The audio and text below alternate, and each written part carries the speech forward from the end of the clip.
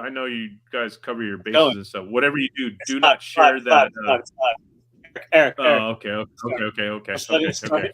I'd already Yeah, hit the button. I yeah, just want to let you know it was live. yeah, yeah, yeah. No, we're good. We're good. Well, We're good. fuck it. We'll do it We're good. live. We'll message you We're right doing now. live.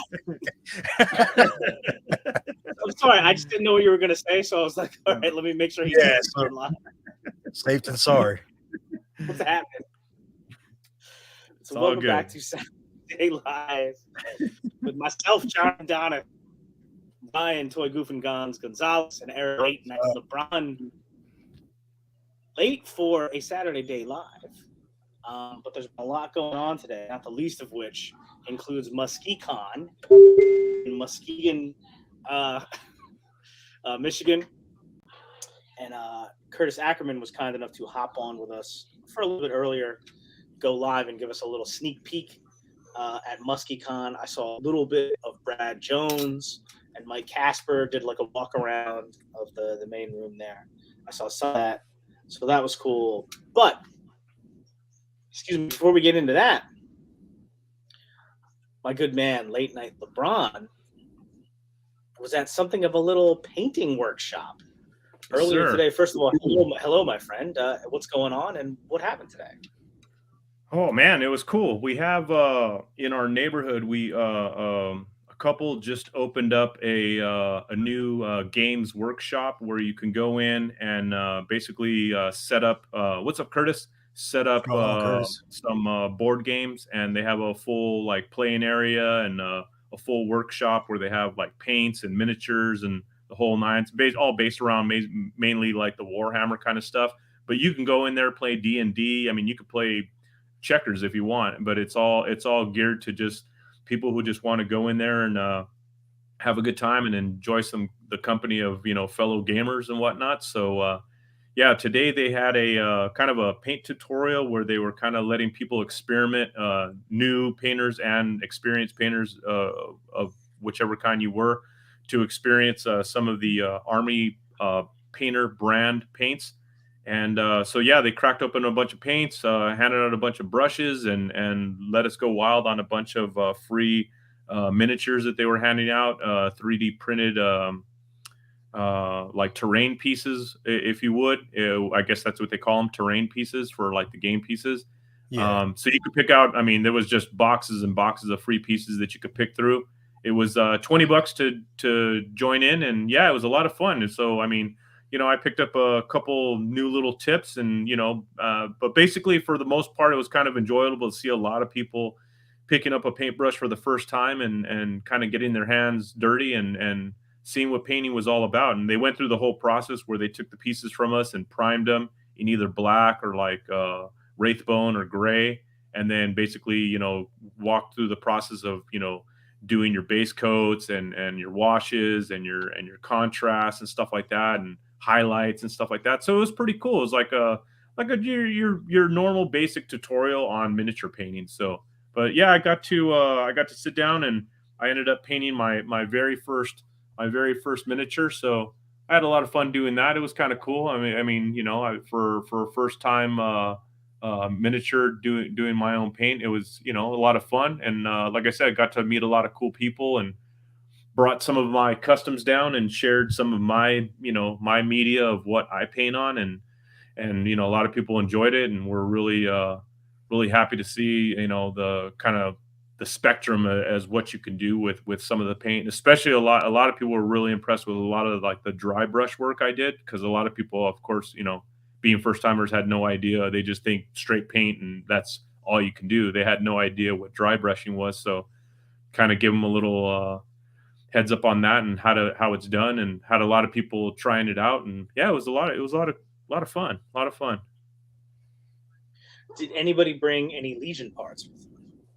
No, not one person. I was the only person. And I because they asked me, well, what kind of figures are those? And I kept saying Mythic Legions. And I think out of the 20 people that were there, I think there was one person that said, oh, I think I've heard of those. I was like, whoa, like that's crazy. Like, you know what I mean? Coming from where we're coming from, it's like, but then you got a whole room full of people talking all this lingo, like Warhammer lingo. And I'm like, you guys are all yeah, I'm like, you're all talking Greek now because I have no idea what you're talking about. And they were all blah, blah, blah, blah, and this and that. And I'm like, the what? You know what I mean? I was like, I had no idea what these guys are talking about. So yeah, just a different world, man. Just a different geek world. So, but it was fun, man. It was really a good time.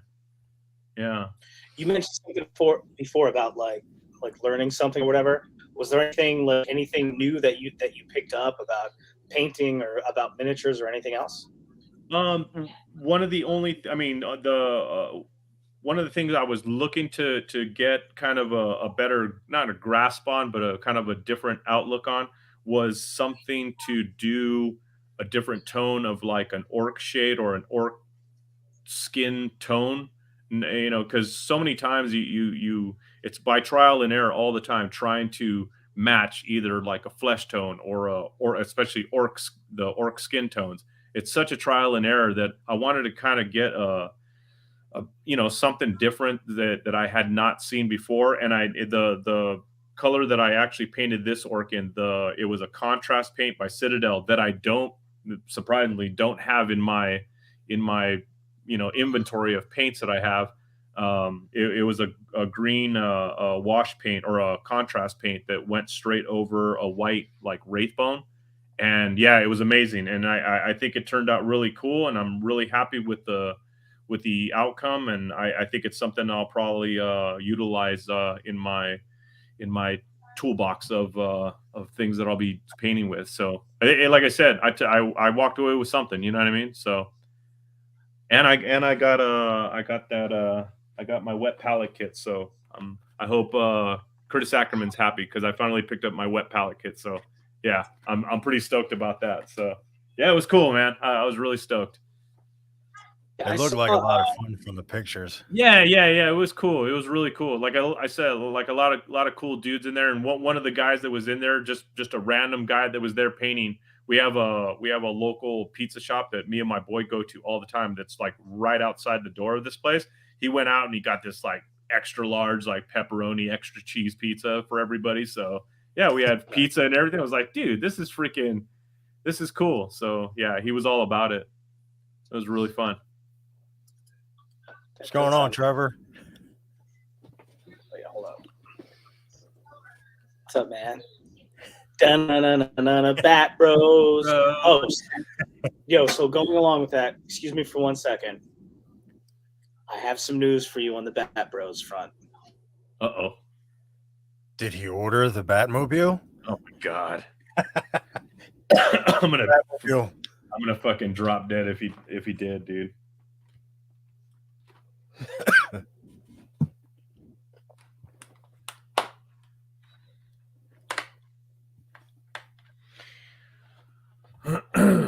What else is going on, Ryan? I'm sure we'll talk about it, but when I saw the shipping schedule for the Mythic Legions, like what's shipping, what arrived, I am happy to say that I cannot wait to get that All-Stars wave. Yes. And speaking of shipping, yeah, buddy. My Brontes head finally got here. Yeah. Oh, awesome. Yeah. So I got my two Brontes heads and we got the chains. So yeah, we're happy campers. So I could delete all my rant posts on the Cabal because I was so mad about this. No, I'm kidding. I knew this was coming and I thought it was freaking awesome. So yeah, finally Brontes will be the Cyclops he was meant to be. So I'm totally stoked on that. Super stoked, dude. That was super cool package to get this morning. I was like, yeah. Hell yeah. Yeah. So I was speculating, John. Is it the Hot Toys Batmobile? Well, yeah. What's the Bat news, bro? Tell me it's the Hot Toys Batmobile. I got caught in a weak moment. And I just thought about it. I'm like, 89 bats is one of my favorite things of all time. 89 Batman. And then once I'd already ordered the 89 Hot Toys Michael Keaton Batman, it was probably only a matter of time before I went for the Batmobile? And the answer to your question is yes. Yes. Called it. Oh, I called it. Batmobile. 9 Keaton Batmobile. wow. Nice. And here it is. Yes. Where'd you find it? See, Sorry, dude. see, John. Now we are Bat Bros. Bat Bros. I knew you were gonna pull up a small one. Yeah, that's right. Dude, honestly, this is just like a couple hours ago. I went around the corner to go to I had to pick up my daughter from ballet, and on the way there, I had to go stop by Walgreens to pick up diapers for my niece. And of course, I had always cruised down the toy aisle in my Walgreens. I mean, back when it was Rite Aid, they used to have sometimes they have really cool stuff there sometimes. But now they still have like Transformers, some like Marvel Legends, McFarlane. They have stuff in the toy aisle. And I just happened to be walking by and they had the same shit they always have. And I happened to see this hanging there and I'm like, oh shit, that's Keaton Batmobile. And I'm like, and it has a moving canopy. And I'm like, oh, that would be really funny if I went on. I'm just like, guys, I bought the Batmobile. In a moment of weakness. Yeah. So no, I have not awesome, ordered the Hot Toys Batmobile. But another thing is I didn't get any photos together because I've been busy all day. So while we're talking, I'm going to try to get some stuff together. That's awesome, dude. That's so awesome. I'm so glad you got that one. And not the big one, dude. Trust me. So do you think you'll break down and order the Hot Toys one? I don't think so, but I can't it's hard for me to really it's hard for me to know for sure. Fair enough. I just here's the thing, even if other than it being a somewhat irresponsible decision, I'm also kind of what am I gonna do with it? Not even just space. I could figure that out. You know what I mean? Once I don't know. We'll see. I've got different ideas, but it's kind of once you open it, you check it out and you take some pictures and stuff, and it's kind of all right, now now what do I do with it, right? For the next 10 years, does it matter that I have it? Does it bring me joy every time I look at it? How many times am I going to turn the lights on? But I guess you can do that about all the shit we fucking collect anyway, I guess, you know? Yeah. What do you think, man? Are you still thinking about it? I mean, would it be cool to have? Is it a cool display piece? Absolutely, but that's the same thing that you just said. I don't know, long term, am I still going to be happy with it? Yeah, and it's am I $700 happy with it? Yeah, because that's another thing. That's a lot of money to and I don't know, and in some respects maybe in the end it doesn't matter. Okay, this might work. I'd rather drop 700 on a Horseman wave because I know I'll get more enjoyment out of it. Plus, I feel like you're getting more bang for your buck. I'm not saying that it's not, the Batmobile isn't sweet looking. I just feel, in my opinion, that it would make more sense for me to go that way than it is to spend that much on one thing. Yeah. And I remember that, but it's I've been down this road before, right? I bought that self-transforming Robosen Optimus Prime fucking twice. I bought him twice. Oh wow. I bought him on the initial pre-order, and then the pre-order fulfilled, at one point sooner than I thought it was going to. So I was like, oh crap, I have this thing now. And I had never opened it, and I was and I felt bad about spending that much money on a toy. And it was before Christmas. So what I told myself was, I will I'll put it up on eBay, right, for more than I paid for. If somebody buys it, fine. If nobody buys it by Christmas, then I'll keep it. Somebody bought it, right? So I made a little money off the first one, sold it, and then like it came back in stock on Hasbro Pulse like I don't know 5 months later, and I was like, you know what? I would like to check this thing out. So I bought it again, same price as it was initially, and this time I opened it, hung out with it, had him transform and do stuff times. Like I brought him to Toy Con, like showed him to a bunch of people. But eventually, then once I had it for like another 6 months or so, it was like, I still feel bad kind of having this thing around. It's like this kind of like thing that's like a little bit frivolous and like provides a little bit of enjoyment here and there, and like it still costs over $100. I'm like, all right, I don't really need this guy anymore. I've had my fun with him, so I sold him again, and I sold him again. Most of my stuff, I never think about it like that. And in the end, money's just money. But like, it's like I also feel like I have a lot of great shit that I love. You know what I mean? Yeah. You don't necessarily need to throw $700 at one thing.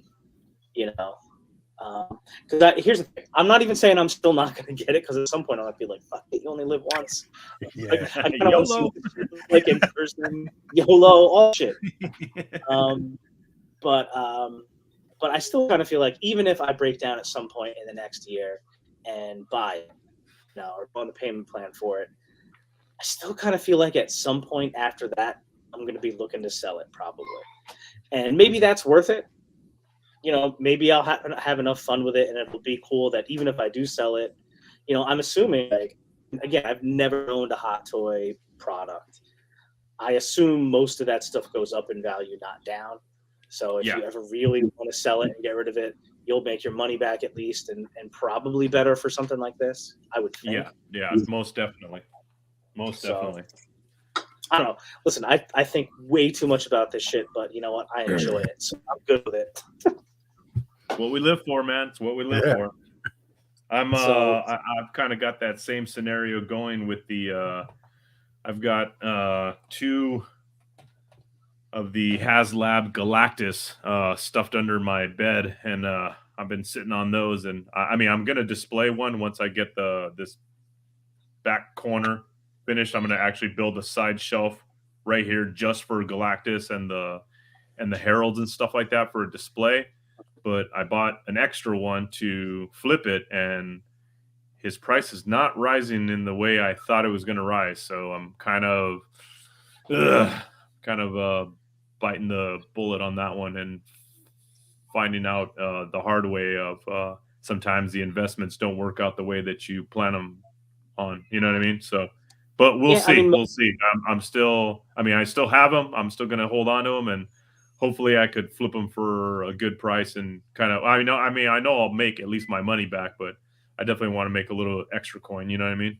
And that's a huge, huge fucking piece too. So it's like, it's not, that's definitely not your standard figure. So, it's one of those things, like I said, that was a full on investment purchase for me. Yeah. I got, I got 2 of the Galactuses. When they came in, I sold one right away for like a couple $100 more than I paid for it. Not crazy, but like more than I paid for it. And the second one, the plan was the whole time was that, okay, I'll buy 2, sell one, and the second one I'll keep, I'll sell. So even if I keep it, the cost will be defrayed by making money off the first one. Right. I still have the second one, never opened it. Every once in a while, my son talks about like opening them up. But like I've had them for so long and we haven't opened them. I'm like, might as well just sell them. But yeah, the prices on the Galactuses haven't been up. What's up, babe? I feel like that's the same with the Sentinel too. Like the Sentinel was like it was in a weird place. Mm-hmm. Like it went up a little bit and then it kind of started to come down slowly. Yeah, and I don't know if it's just a matter of timing, like it just hasn't had enough time to be in the market for long enough, or that it's, you know what I mean? I thought it was gonna jump rather quickly once it hit people in, people got it in hand, but it hasn't, and it's like it's kind of worrying. It's frustrating to see that it hasn't shot up in price the way that I would have imagined a piece that big and that exclusive would have gone. So I don't know. Like I said, I don't think I've made the wrong decision, but it's like I said, it is a hard pill to swallow for the amount that I've put out for that out of pocket. You know what I mean? Yeah. Yeah. I think that if we both decide to sell the one I have and the ones you have, we'll make our money back, probably more than our money back. But I do think a key thing is that it was the biggest selling HasLab ever, right? At Was the it? time that, yeah, it was a new record. Oh wow, I did not know that. So I knew think, it was going to be popular, but I just didn't know how popular. But also too, I mean, there's a lot of people that didn't get it. You know what I mean? So yeah, I skipped it. yeah, I know there was going to be plenty of big fans out there that were going to be have a lot of FOMO for not getting it. So that's what I was kind of basing it off of. That I was going to hopefully flip it that way. You know what I mean? Oops. Yeah, and the I same with think the Sentinel.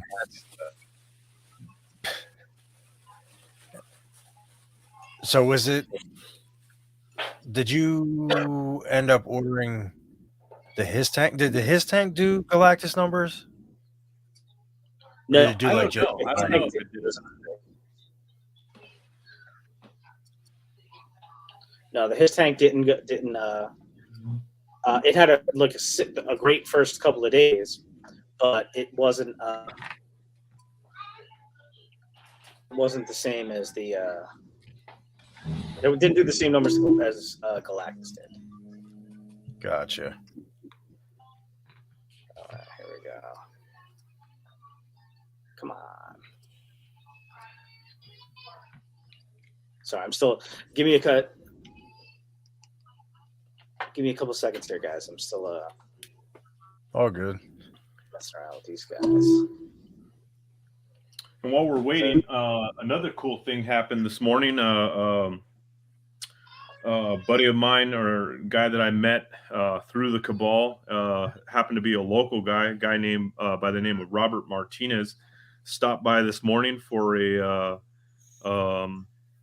Legion builder that he was looking for. He wanted one of the Gladiator figures, which I had plenty of, and he stopped by this morning and picked one up for me and brought me some stuff as a thank you for taking care of him the last couple of times that I've dealt with him. So that was really cool. And like I said, just keeping that strong community vibe going with people and taking care of people out there that are in need of figures that they want, and sometimes you get a little love back, and it's pretty cool. So yeah, that was awesome. Spreading the Legion's love. That's it, baby. It's what it's all about. Trying out some of this. Did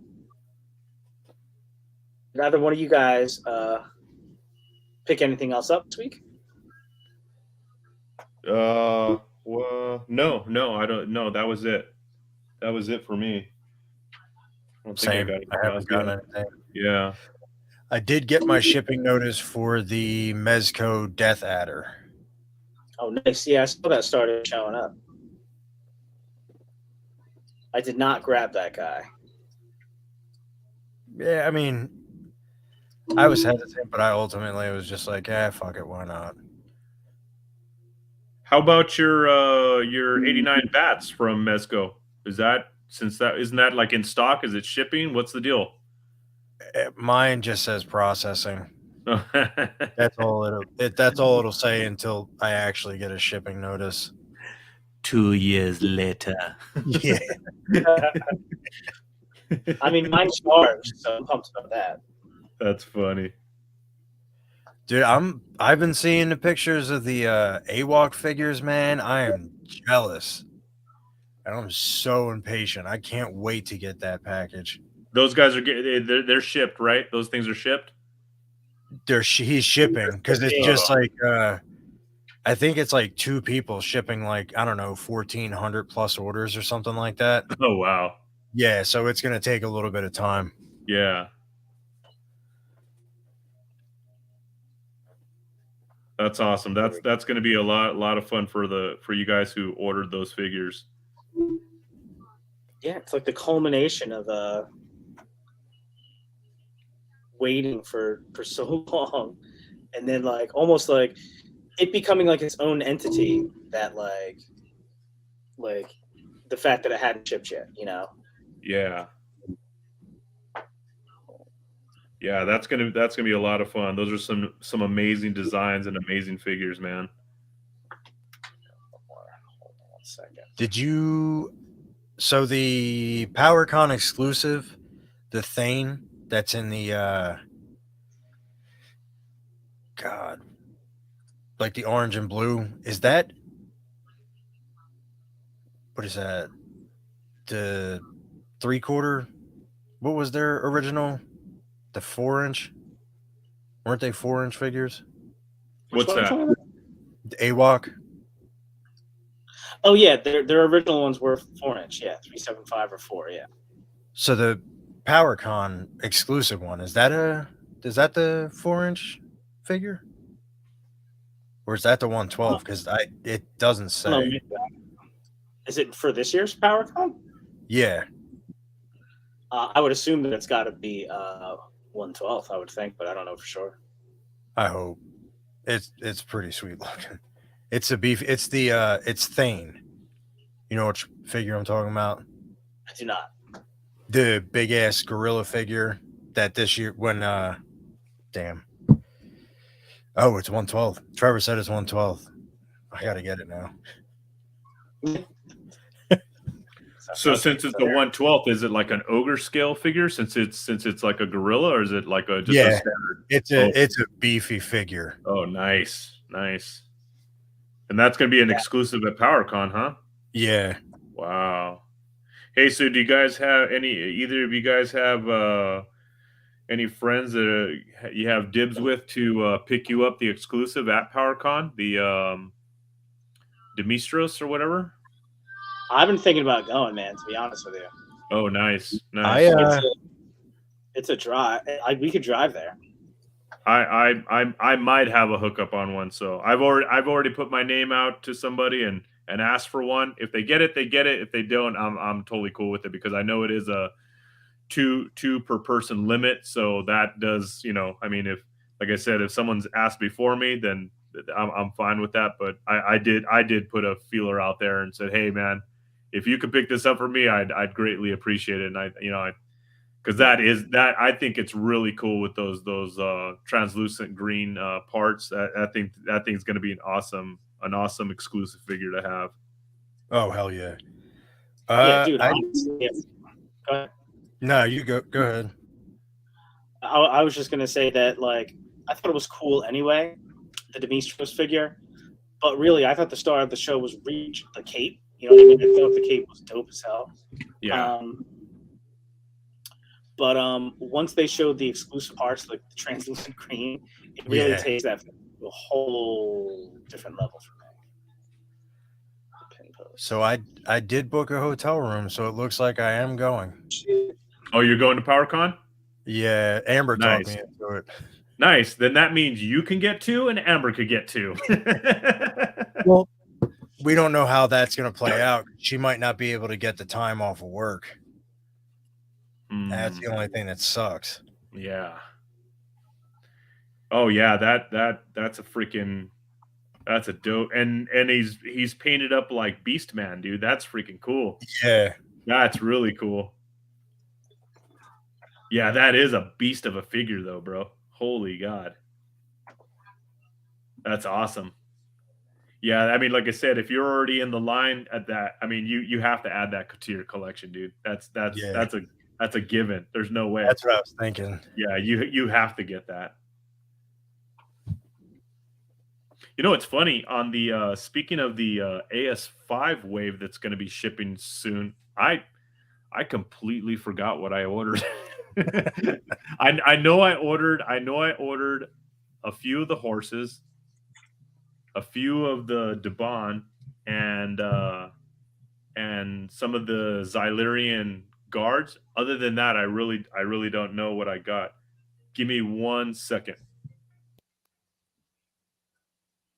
Somebody just got their got like a shipment of their horses. Do they order like a bunch of the horses and they got their shipment today? That's pretty sick. Yeah, I know. I just did one all in, Same. which I'm pretty pumped about. So I would like I only did an all in because I didn't really have the funds, but I'm hoping that it's at ToyCon would be the next show for East Coast that they'd be at. yeah, yep.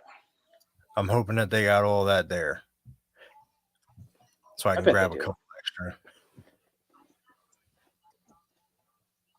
Sorry, I'm doing the last of my last second photos here, guys. Sorry about this.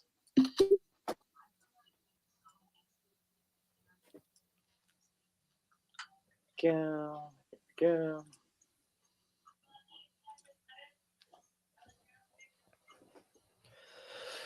So, did you pull the trigger on the Grayskull fountain? Not yet, but I think I am going to message him just because that looks too cool. Because if you don't message him, I am. I want this open. It's so annoying.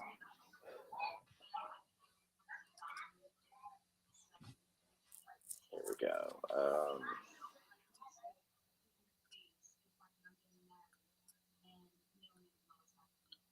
Let's go here.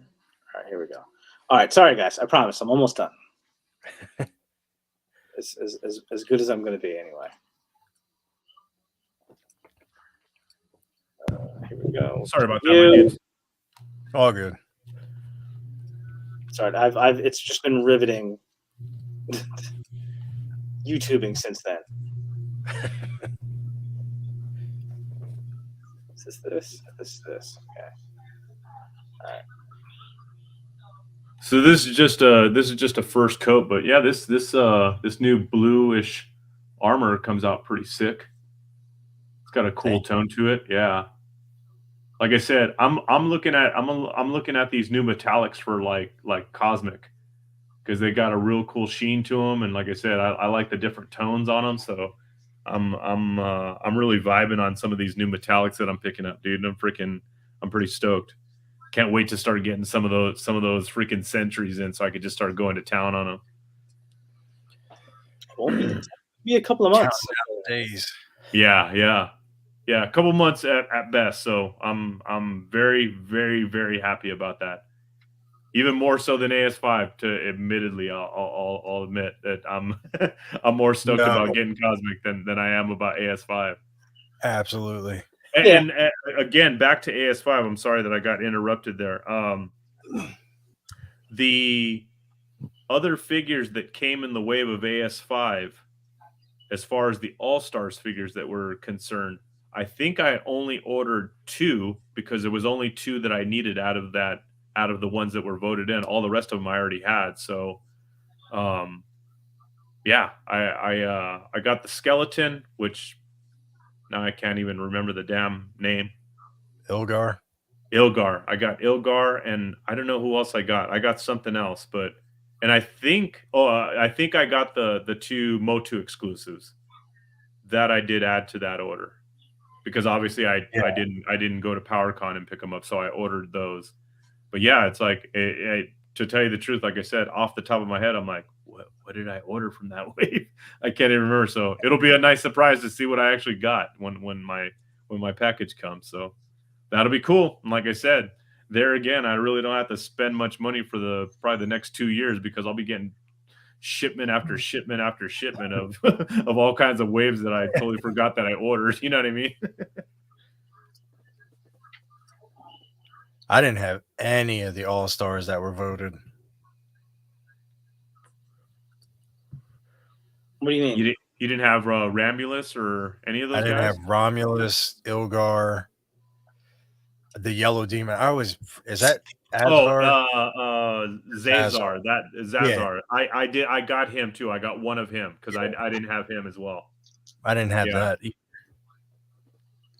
didn't have it as in you didn't order it, or you didn't have it as in you didn't vote previous. For it? Like I didn't have it. You never had them. Any of them previous. Yeah. Oh yeah, me neither. I never had any of them. So I'm pumped. Like All Stars, I'm like low key pumped about. Also, the fact that it's like so early. Like that pre-order was what, July or August? I think it was July, right? I think it was. I know it Yeah. was sometime during the summer. Yeah. Yeah. That's Yeah. why I like the All Stars, because there's no new tooling. It's all just No, yeah, existing yeah. parts, and they could just pump that out faster. Yeah, absolutely. But even for All Stars, this is pretty. Like, Yeah. Well, I feel like there wasn't any delays for that. yeah. All right, so I did grab some photos real quick. Yes, sir. 20 minutes while you guys watched me as I looked around. All right, first of all, Mondo Trapjaw went up for pre-order this week. Yep. And our very own Late Night LeBron may or may not have secured one. Yes, sir. Yeah, come on. You kidding me? Mondo Trapjaw, guaranteed that was in the bank. I was like, yeah, I couldn't wait for it. By the time you guys had already messaged me to tell me it was live, my order had already gone through. So, yeah. I mean, yeah, 100%. That's a no-brainer for me, and no regrets. I mean, it's the Mondo Masters of the Universe line has been kind of, pretty awesome anyway. I've said it before. I just have the Merman, but like the Scareglow that came out with last year, or whatever it was, looked awesome. The Masterverse Skeletor looked really cool. That deluxe He-Man I thought looked really cool with all the different possibilities of the different versions of the character you could make. Yeah. It's just awesome. And then the Battle Cat was amazing. Yeah, that's the next one I'm waiting on, is the Battle Cat. And after that, I think the only character that I really want in the collection is Beastman. That's the last one that I want to pretty much finish off my collection, because there's probably like 5 or 6 of them, I think, maybe 5 or 6 that I passed on, that I had no draw to. So, but yeah, freaking this guy for sure, man, for sure. Yeah. I mean, this guy looked amazing. I think the key for me, was when I didn't order the Battle Cat, even though the Battle Cat looked so awesome. I was like, listen, if I just have the Merman, like I can kind of just be like, all right, I just have Merman. Right. Good. I'm not getting more of these. They're amazing, but I don't need to get everything that's amazing. But if I'd gone ahead and gotten one more, like if I had, the Scareglow, or if I'd gotten the Battle Cat, at that point it would have been like, all right, well, I already have a couple. This Battle Cat, thing, might as well just Trapjaw too, because the Trapjaw, objectively speaking, is an amazing looking friggin' figure. Yeah. Yeah, I'm super pumped on this, dude. I'm super pumped. And to think, like I said, I saw this figure, I saw the artist proofs or renditions of this figure at PowerCon 2019. So that's how long ago I actually saw this figure, like all the different aspects of how he was going to be designed, and the tooling he was going to have, and the extra arm attachments and all that stuff. I had seen this figure already, so I was way super pumped on this thing coming out a long time before now. You know what I mean? So yeah, it was it's cool to see it finally come to life and be something that we can order. So super pumped. I'm happy for you, man. I can't wait to see him in person. Yeah, he's gonna be awesome. He's gonna be awesome. So boom. So what I'm sharing here is a picture of. We've been talking a lot about the 3 of us all ordered the Hot Toys 89 Batman. Yeah. And then we've been joking about the Hot Toys 89 Batmobile. And it just so happened the other day I was in a local-ish comic shop, Comic Fortress in Somerville, New Jersey, to pick up volume 2 of the comic Something's Killing the Children. I've heard of that. Yeah. Yeah. So I heard it was really good. And Wade from Unparalleled Universe is doing a newish, it's not that new anymore, but newish live stream on the weekends called Breakfast Bars, where it's like a book club basically. Like every week, there's like one book, one essentially graphic novel that everybody reads, and then each hops on a live and gives bullshit about it. So this week is supposed to be volume 2 of Something's Killing the Children, so I got both of those. So that's why I was at the comic shop. Somerville, New Jersey, Comic Fortress is amazing. Great place. And I was just chilling there, taking a look at some of the stuff they have, because they always have lots of really cool action figures. Like, they used to have, like, they sold most of it, looks like, but they used to have, like, a whole wall of, like, the old Toy Biz Marvel Legends. Oh, okay. And I thought about buying a bunch of them sometimes, because, like, they used to have, like, some of the most legendary Build-A-Figures ever, right? Yeah, Like the Galactus, the Apocalypse, and they had, from all the ones they had on the wall, like, you could literally buy most of the Galactus, nice. the brand new figures with the Build-A-Figures pieces. Yeah. And yeah, I was those are my early toy collecting days, man. It was the Toy Biz Marvel Legends, man. Those were a lot of fun back then. But they sold most, but they still have a ton of other stuff. They've got a bunch of like Hot Toys. They got Mezcos. They've got a little more, even more vintage than that.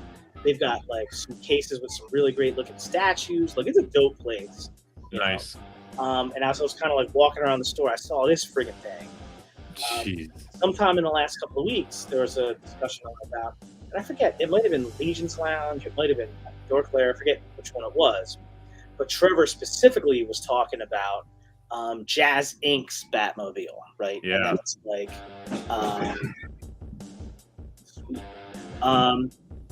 nice. and I guess that Jazz Inc. is doing like, or maybe it was a 1/6 pack, maybe.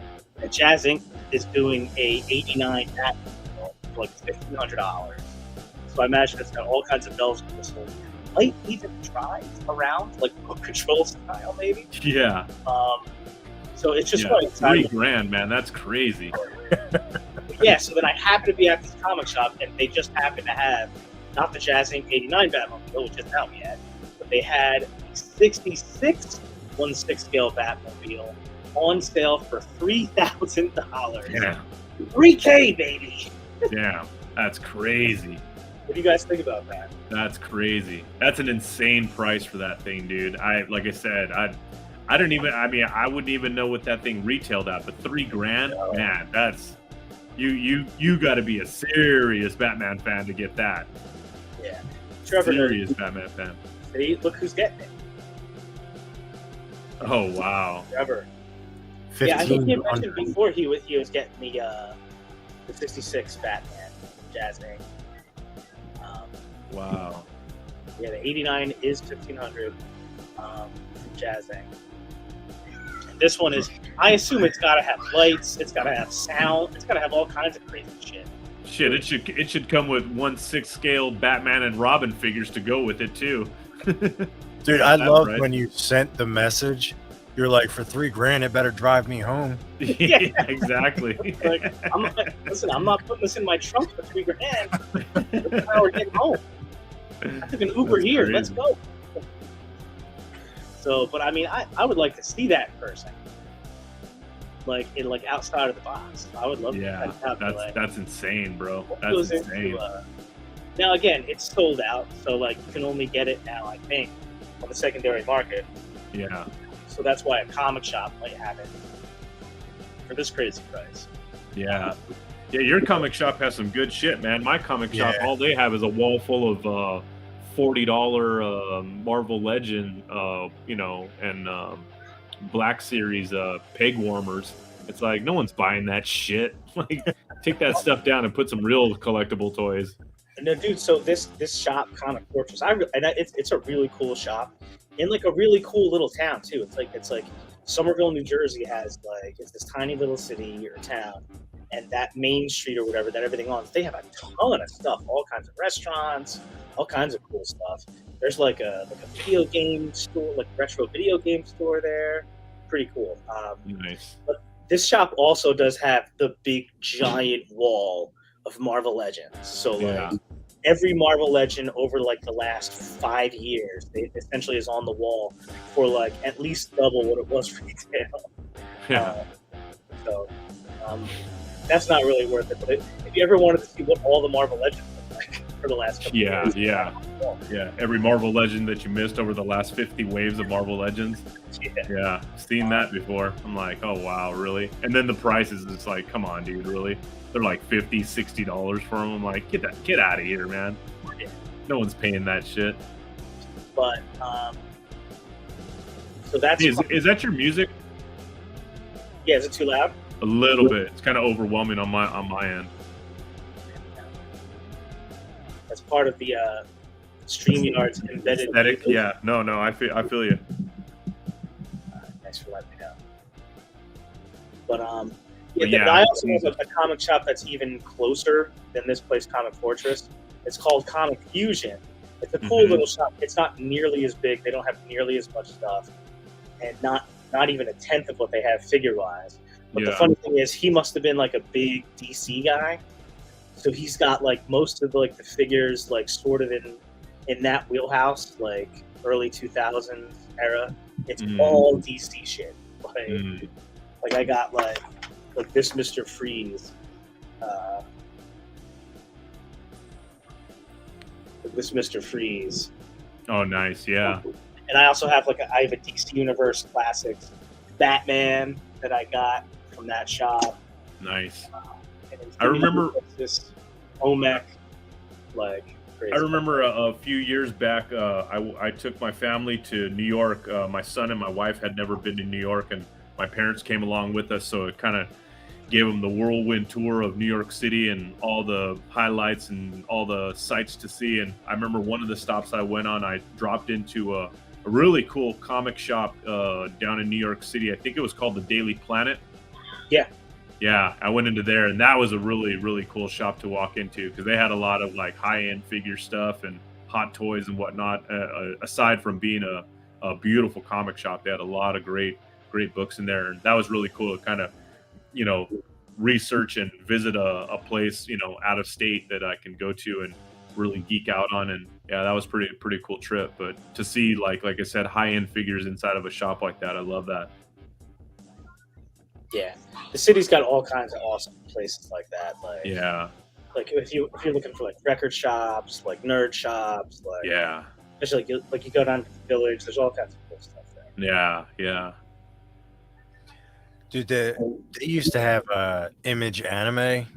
They had a bunch of imports, and I used to love going there. I believe Darius worked there for a little while, but after COVID, dude, they had to close up shop. They're only weak. Sucks. Plus rent.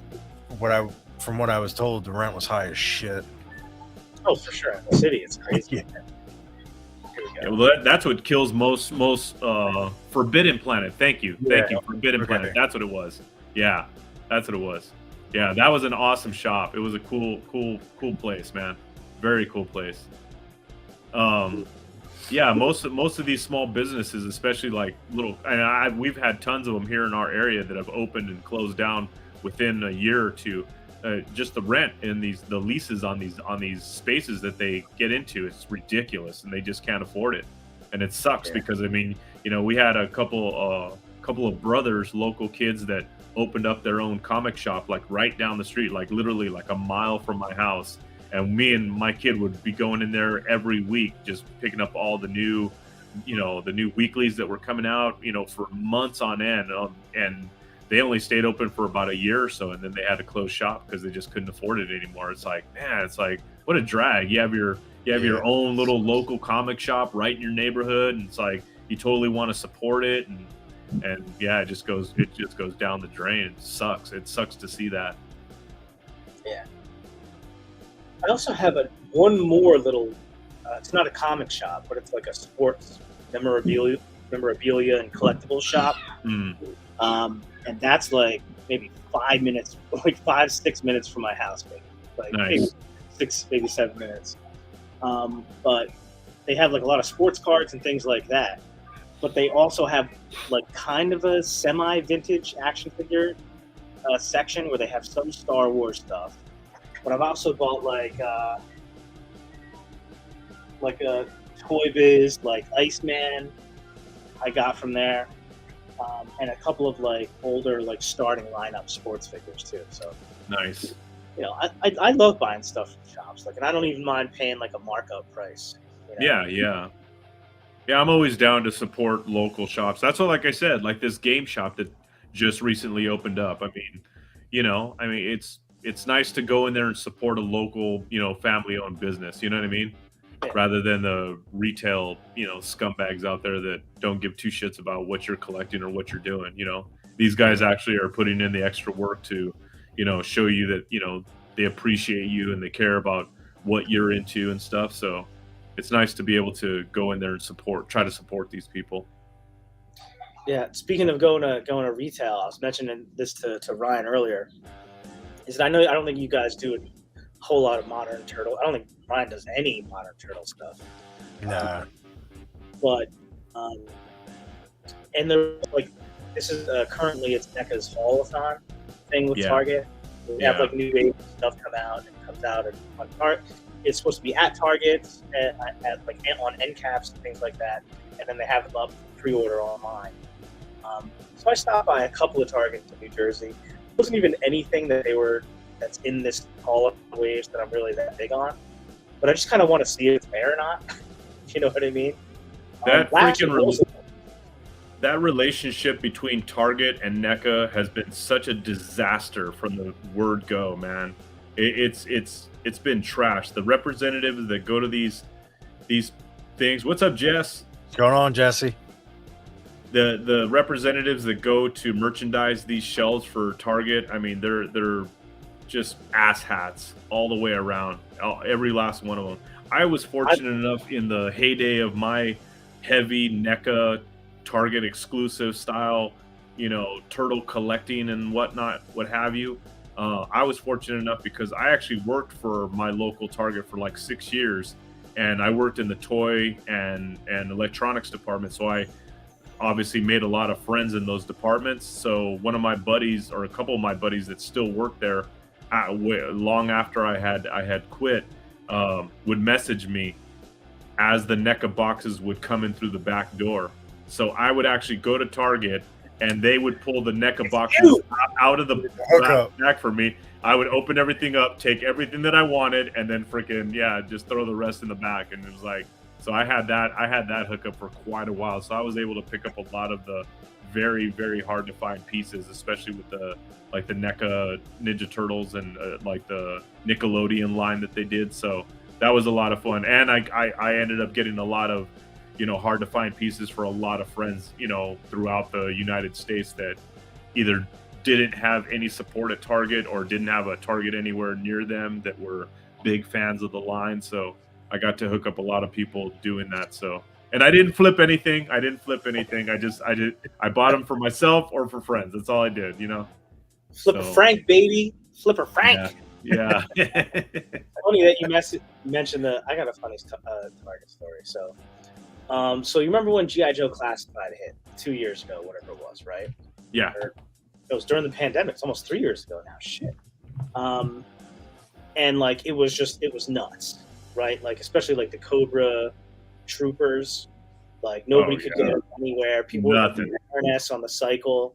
Nothing. So I gotta be honest with you, I did it. I went hunting for these things. Like I was doing the whole brick seek.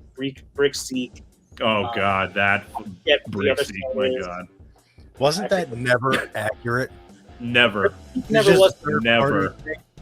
The other one was right though. I forget what it's called now, but there's brick seek, and there's the other one, but not brick seek.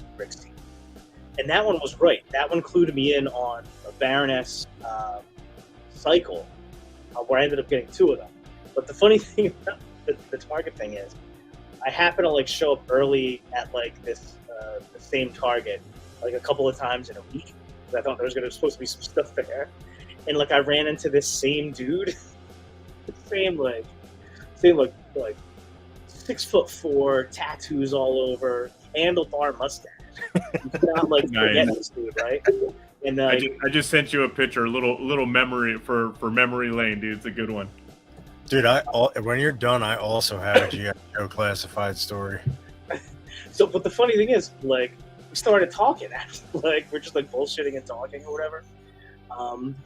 we ended up like trading numbers and stuff, and like became like friends. Like met at, like in a Target, grown men looking for GI Joes. Sometimes that's where it starts, man. And like now, like you know, I don't talk to them that much anymore. But like for a while, like if one of us was at like a store or something, we would be like, "Oh, yo, like we like they have this thing here. Do you need this or whatever?" And he was like into Transformers and stuff. So I was like, "They have this sound wave here. Do you need it?" And like we would be like, "Yeah, can you grab it for me?" Or like whatever, you know, blah blah blah. But yes, that was actually kind of cool. Like my wife was like, "What?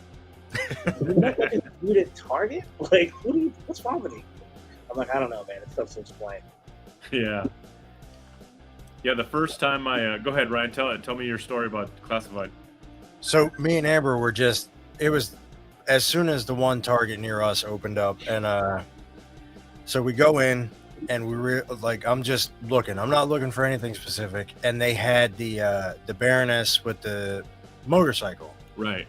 And I pick it up. I'm looking at it, and some dude comes down the aisle. I told Amber, I said, "I bet you he's looking for this." So I had it in my hand. I said, "You know what? I'm going to let him have it." And I looked at him and I gave him the nod. Dude, he ran over, picked it up, and he ran to the register. And I'm not lying to you. All I heard was, "Yes, yes," as he's running through the store. And the workers are like, "What the hell's going on?" I made that dude's day.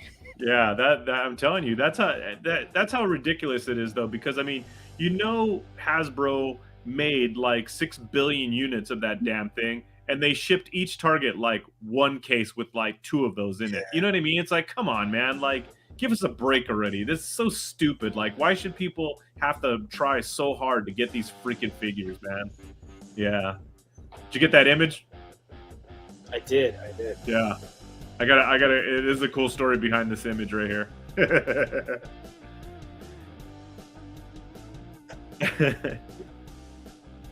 I can get it to work here.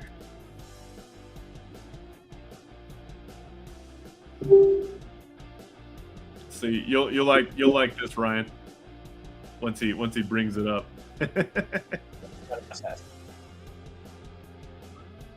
So when I was working at Target, what I was doing, I was working 2 jobs. I had 2 jobs at the time. I was already working for the grocery store that I currently work for still, but I would work from 6:30 to 3 o'clock in the afternoon at the grocery store. So basically an opening shift at the grocery store. And at the time I was a seafood manager, so that was my shift. I would work like 6 days a week, 6 to 3.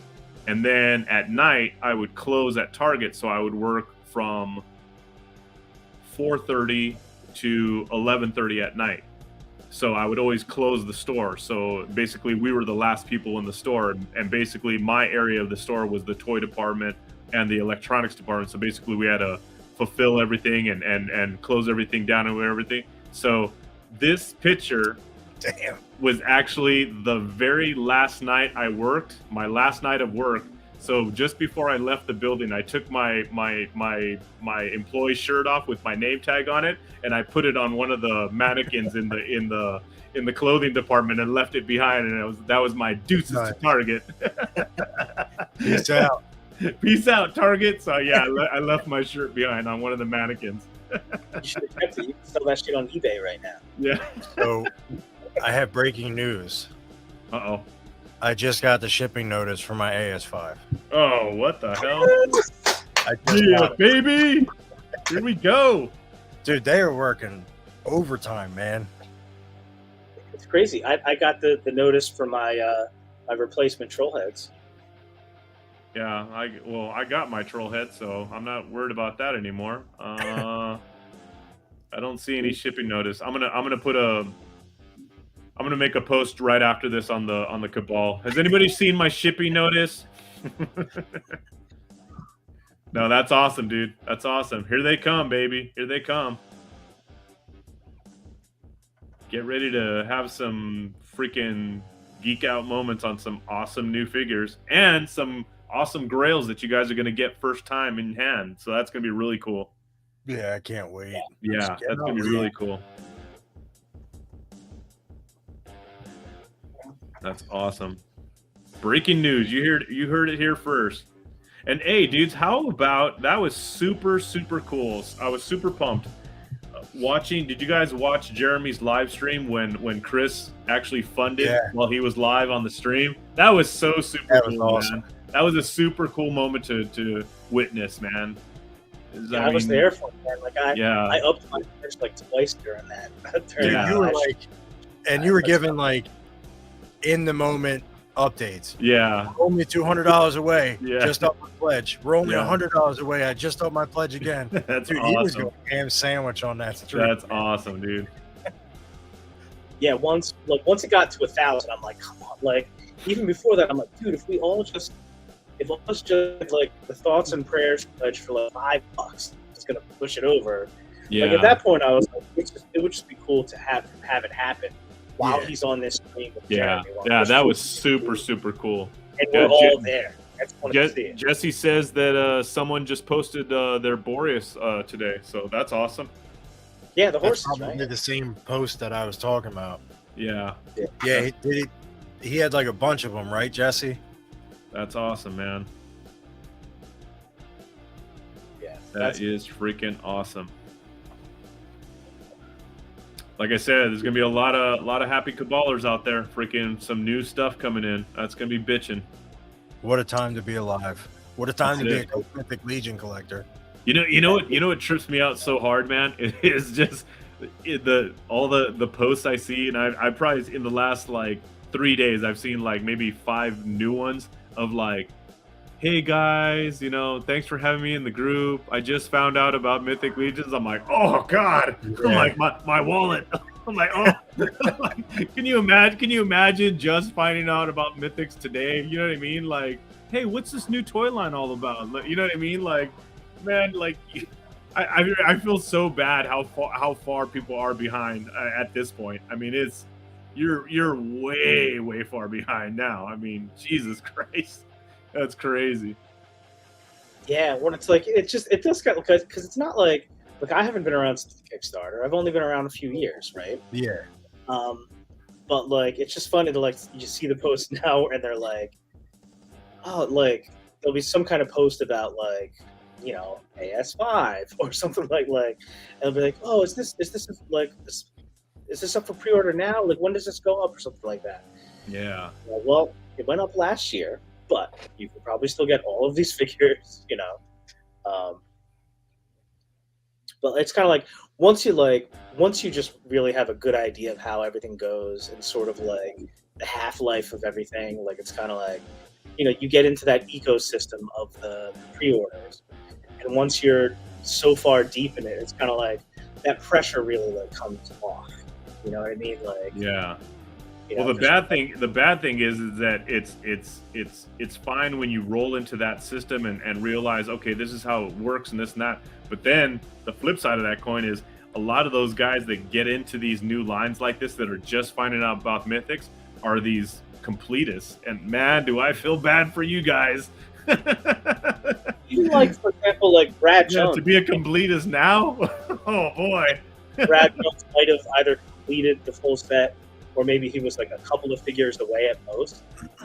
And dude, by the time he got to that point, he was only in the line for like a year and a half, maybe. Yeah, but he went full balls out for it. I mean, that, like I said, that's a whole nother level of collecting. I mean, when you're a completist to that degree and you're just like, fuck it, I'm just gonna get it all. I don't care what it costs me. Then you could do it, but. Woo, not on my pocketbook. No way, man. Dude, well, he was in the Cabal, like looking for the deals, but he said that he had alerts set up for like every figure on eBay. Yeah. So like Orn, like specific searches. Right. Because I think he found Orn on eBay for like 200 because he was just that fast. Yeah. And how about the grails that they threw down on Legion Shop? Yikes! I was just gonna say, I thought, oh my god, Unkin $700. $700, bro. The whole Batmobile. Incomplete. Man. Yeah, and incomplete. Yeah, incomplete. Yeah. It's like what? That's crazy. He's a hard to get figure apparently. Bro, give me an Orc Legion builder. I'll paint that motherfucker freaking Unkin style for you 7 times a week for freaking $700. That shit is crazy. Crazy. But some of the stuff wasn't that bad. Like, no, there was some affordable ones, but still, man, like I said, those old, quote unquote Grail figures. I'm sorry, man. I look at some of the new shit that's coming out, and I'm like Ryan says, I would rather spend $700 on a Necronominus pre-order plus extra figs. You know what I mean? I'd get so much more enjoyment out of that, and I would move on. That's all. I mean, just move on. Like my buddy Robert Martinez that came this morning to hang out with me. He was talking about, oh man, yeah, there's still some figs, and I've been looking at some older stuff, and I said, well, let me know, what you need, and maybe I have a couple extra older figures for you. And so he was looking for this and that, and I said, you know what, the best thing to do, dude, is just look forward, because he said he got an all-in on the Poxus and an all-in on the Necronominus wave, and I said, yeah, now look at those figures compared to some of those older figures. I said, dude, that new stuff's gonna blow those older figures out of the water. You're not even gonna want to spend 2 seconds looking at that older stuff.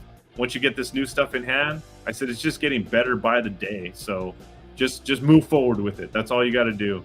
But like I said, I agree with that 100%. And a lot of people I've heard say this is that to look forward. Don't worry about it, because you're gonna have more stuff coming in that you know what to do with. Oh yeah. Most of the time, I subscribe to that theory, but there are a few figures, the older figures that I do eventually want. Yeah. I do want the Keltis. Yeah. I'm very, very happy with some of the older figures that I got, right when I started collecting in 2019, aside from the pre-orders that I put out right away, where I went on eBay, and I think some of the very first older figures that I ever bought, I actually bought from Joe Viteri. Remember, he used to set up he used to have those sales on the Cabal where he would hey, I have some sales for some figures for sale. I didn't even know who Viteri was at the time. I was just oh, this guy's just got a little shop that he's running, and he's got some Mythic Legions and some pretty good prices. I picked up a bunch of Grails from him, but at stupid low prices back then. I don't know, I think I got Deltagar for probably I don't know, $55, $65 or something like that, back in the day. You know what I mean? I got crazy figures from people like that were just, stupid low prices. A buddy of mine sold me a Romulus for $100. Is it was, and like I said, it was just out of control prices now that like I said, I would never spend on those figures. But like I said, what I have as far as Grail pieces are concerned, as far as the older stuff, I'm totally content with. Everything else, I'm just yeah, I can do without. The only thing I could actually say that I physically would totally want, but I will not put the money out for, would be Aetheron. That'd be about it. And Aetheron or a Rhaegar, but that's it. But I could live without it. I'm not gonna sit there and cry about it. I'm just gonna enjoy what's coming in the future. Now, with that being said, I did drop a little bit of coin on Otho. Yeah, but like I said, that's to each his own. Your personal decision on how much you want or how far you want to go to get that particular piece. And Otho's, I would buy an Otho 100 times before I'd buy an Unkin. Yeah, dude, I'm actually looking forward to when and if they do a version 2 of Otho. Yeah, absolutely. And you know it'll come. Yeah, because now with the parts library that they have, I think that it were a whole new tooling, Gideon V2. Yeah. And I could only imagine that they'll do the same for Aetheron, since he's one of the main gods that, of course, now everybody wants because they realize who the character is. And there again, it could be a whole new tooling of a bird type, you know what I mean, or a bird character. So because I know the old molds are gone, so they couldn't make them even if they wanted to. So I just think that gives them the opportunity to retool a whole new system for a bird character. So I'm super stoked about that. Even if they did a quote unquote special edition, kind of like they did with the Equidron, I'd be good with a one and done kind of one shot, just of Aetheron, I'd be cool with that. Yeah, absolutely. Yeah, freaking Jesse says I'm a week away from 2 years getting my first Legion. Hell yeah. Nice. Yep. I remember, Jesse. I remember you being at Legions Con 2021. First time freaking going in and checking it all out and kind of getting the vibe of what was going down. That was good times, man. It's amazing how far this dude has come, man. Amazing. So 2 things. Related questions. One, what was it that first got you interested in Mythic Legions? How did that happen?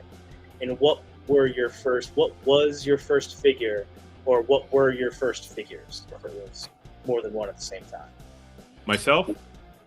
Yeah, we'll start. Yeah, Eric, and then I want to hear from both of you guys. What got me into Mythic Legions was my buddy Andrew Hanzo, who I was part of another collector group with. He wanted to know if I wanted to go to PowerCon just to check it out, PowerCon together, because he was up in Northern California and I was here in Southern California, and PowerCon was like 45 minutes away in Anaheim. So we ended up going to PowerCon together, and he took me over to the Four Horsemen table to check out the exclusives and pick those up. And I ended up picking them up for some friends. I wasn't into them at the time, and I didn't know anything about them other than what they were. I had seen people posting them, had no idea. I thought it was like a D&D thing or something like that. So, but what really got me into them was I liked the figures, and I was very impressed with the figures, but I turned around, and right behind there, I saw a table of Mythic Legions figures that were all customized. And right there, I was blown away. I couldn't believe it. I'd never seen anything like that. So I just and as an artist, I was like, oh my God, like that would be so cool to like take a figure and paint it different and put different, armor on it and capes and whatever. And I don't know, it just got my wheels spinning. And yet I had not purchased anything. So when we went home, my buddy broke out the Legion's Motu exclusive. It was Krona, and he said, "Hey man, here, check it out. Like you got to try one of these in hand." And I sat there on my couch back there and played with it for like 5 minutes. I dropped the figure, and I was on my phone on the Store Horseman site, and freaking I was already throwing a pre-order in. And I think the very first, because as I was waiting on the pre-orders, the first figure I actually got in hand that I bought was I want to say it was either I think it was Deltagar, the Destroyer. I think that was one of the very first ones that I ordered from somebody. And then I think soon after that I got a Vorgus Vermilius. I got that one in hand. So those were like my first 2 Legions that I got in hand. Nice. And the cool part of that story, the very first Legion that I ever played with, that Krona, I actually ended up buying it from my buddy, and I actually have it in that like shadow box with the pins, the faction pins. I have it all. But I have that actual Krona in hand, so I actually have the very first Legion that I played with. So yeah, it's like one of those memento pieces. You know what I mean? So that's a grail piece to me, is that figure for sure. What about you, Ryan? So it was actually at ZoloCon, and I will say this: if it wasn't for Amber, we wouldn't be collecting Mythic Legions, period. Because we were at ZoloCon, never been. I follow MMPR Toys on YouTube, and they were like, "Oh, well, we're going to be there." I said, "Oh, well, it looks like a cool little toy show. Why don't we go?" And we see everybody going to this one table. At the time, it was only one table that they had with the big ass ogre head that they used to put out at their booth. And I was like, damn, that's really cool. Let's go check it out. So Amber goes over. She's like, oh, well, I like this. So she grabbed the Shadow Elf Ranger. And then she said, oh, well, I like this one too. She grabbed Thalon Frostbow. Nice. And then she said, well, I like this one too, so we have to get it. And it was Balam. So I said, all right, let's get them all. Yeah. So those were the first Legion figures that we ever got. And then the rest is history from there. So that was when the Shadow Elf Ranger, Thalon, and I believe Ragna were the debut figures for Zolocon, so it was right after the pre-order for Soul Spiller. Nice. So 2018, 2019, maybe. Wow. So what were those table prices? $35? Yeah. Oh my god. A Balam for $35, dude. That's crazy. But it's even crazier because you saw those older figures that are like hard to get a hold of for the the retail or the Four Horsemen pre-order prices. Oh, here's something. Check this out real quick. I was looking, and I might be mistaken. I have to go back and watch it again. But there was a couple of YouTubers, a friend of mine, one of them that was a YouTuber at the time during the 2019 PowerCon was doing a live YouTube video from the con, and he was passing by and going over the Four Horsemen table. So there's a quick scan, and I have to look at it again, but I'm almost certain, and this is back in 2019. He's scanning the table so you could see the figures that they have on display of and they just had a bunch of loose figures on the table like they usually do for their figure displays. A bunch of loose figures on the table, and if I'm not mistaken, they had there's Magnus is on that table. Yeah, that was Magnus was at Legion's Con. In 2019 though? Sorry. In 2019. It have been out until 2021. Magnus is on that table, if I'm not mistaken. I saw it and I was like, wait, did I just see what I think I just saw? I mean, and of course, I didn't think about it then. I mean, who knew? You know what I mean? But I thought I was like, wait a minute, did I just see what I think I just saw? I have to go back and look at it. I'm like, that's crazy. Was it like a paint master? Like, how could he possibly? I don't know. I don't know. I have no idea. But I could almost guarantee I saw Magnus on the table, and I was like, wait, did I just see? Was my mind playing tricks on me or something, or did I just really see what I think I just saw? Who knows? Yeah. I swear I have to go back, and I have to like screenshot that thing to see if if I'm right about that. It's like action figure Loch Ness. Yeah, exactly, bro. So, what about you, Jonathan? What are your first figures, and how'd you get in? Well, I'll tell you right after I go grab a beer. I'll be right back. Nice. After these quick messages. Dude, speaking, because the comment is up, speaking of Aetheron, Jesus, I told you that I got it on eBay for, I think it was like 125 or 130 shipped. Oh my God. I posted it in the Cabal, and the guy was like, oh, you're the one who beat me out for that on eBay? Because at the last second, I got my bid in there. And dude, I used to snipe people all the time on. I used to do that. It'd be like 3, 2. I'm like, click, and it would like go through. It's like, you're the highest bidder. It's like, I knew it. I'm like, yeah. I used to snipe people so bad on eBay auctions. I used to love that shit. Of course, I got my ass beat a bunch of times by like pennies. I'm like, you motherfuckers. And that's what it was. I only beat him out by maybe a quarter. Yeah. If that. Dude, I've been beat out by like 2 cents, dude. And I'm like, son of a bitch. I'm like, I used to get so pissed. You were talking about that. I know I have pictures of it. You were talking about that ogre head. I have a picture of that damn thing from when I went to here it is. Yeah, baby.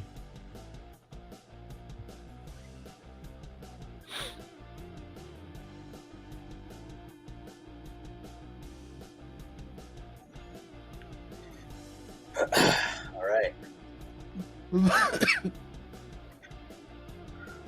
right, so where was I? You said you needed to grab a beer first. Oh, sorry. Yeah, so as far as what kind of got me into Legion, there's a couple of different answers that kind of all work together at different times. And sort of a funny part of that is I happen to be at, and I'm pretty sure I have this right. Somewhere I'm sure there's a way I can confirm. I was at, I believe it was New Jersey Collectors Con in Cherry Hill, New Jersey.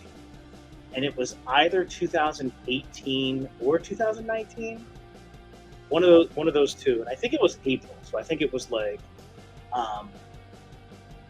springtime, and it was like early on in my like career of going to cons. So it was a con that I took my wife and my two kids to. All four of us went. We hung out, chilled out, looked at a bunch of stuff, and I bought nothing. I didn't buy anything. Like I was like going just to see everything.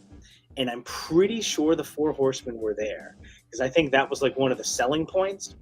The Four Horsemen were either there or there was somebody there with like Mythic Legions. I think the Horsemen might have been there.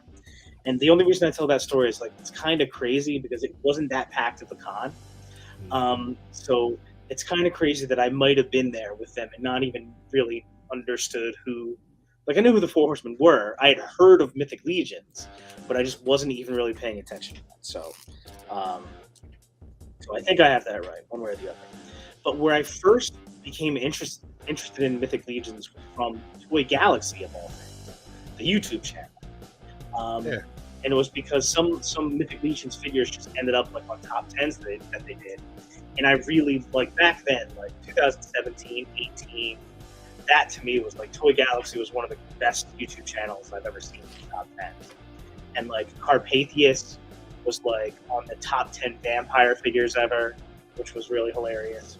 Hagnon, I think his number 6 figure of 2018 or something like that, right? And just the way he talked about it, photos, I was like, man, that's like really cool. But it was still a really long time before I really even thought about buying them. Like I didn't order them until it might have been 2019, maybe late 2019-ish, something like that. And my first two were Lord Dragul and Baron Bolgar for the first one. And I got them both from BBTS. And they're both like two of my favorite figures ever still. Like since then I've bought like more of each figure, you know. But, you know, sort of probably the one thing that really oh shit. Sorry, I just got a message from somebody who might be at Muskecon right now and may or may not be interested in making a deal for a certain Castle Grayskull. Nice. Diorama. Damn it. But, anyway, so Toy Galaxy sort of got me interested in it. I started paying more attention to it. The first two figures I bought were Dragul and Baron Bolgar. But one of the things that really there's a couple things that really locked me in. Sorry, this is going to take a long time. But one thing that really locked me in was the Dork Lair podcast and YouTube channel. Like, the first time I heard the Dork Lair podcast, like, it was like a whole new world. I was like, oh my God, this is like a whole new level to this shit that I'm super getting into, right? Like the way they talked about the figures and were just like so into it. And it wasn't like Marvel Legends, which I liked Marvel Legends. I still kind of like Marvel Legends. But it wasn't like the most popular figures out there, you know? It was other stuff that I didn't know as much about.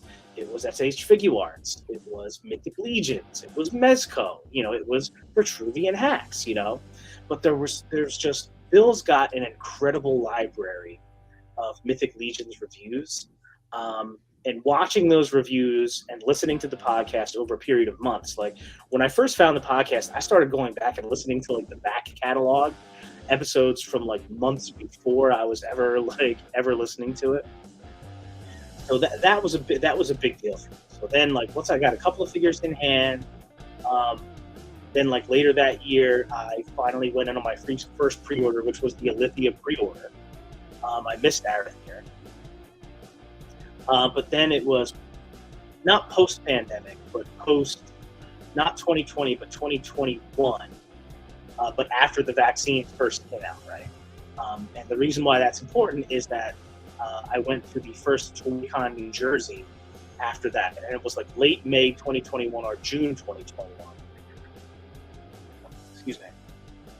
And up until then, I had never met Bill from Dork Lair, but like... So, wait, I just got a question. I don't want to cut you off. We can get right back to it. Was that the one where it was unbearably hot where the Horseman table was. Okay, I know exactly what you're talking about now. All right. Yeah. But it was. I'm probably saying this in a way that's not really coming across. But the idea is like it was a big deal. This toy con was a big deal because it was like one of like there had been like a toy con like during the pandemic, but late in the summer. But it was like I don't know. This was the first one like post vaccine where like lots of people were going out. Like the four horsemen were going to be there. Like this whole thing, and I had messaged Bill every once in a while, and he was kind enough to like field like annoying questions about this thing or that thing or whatever.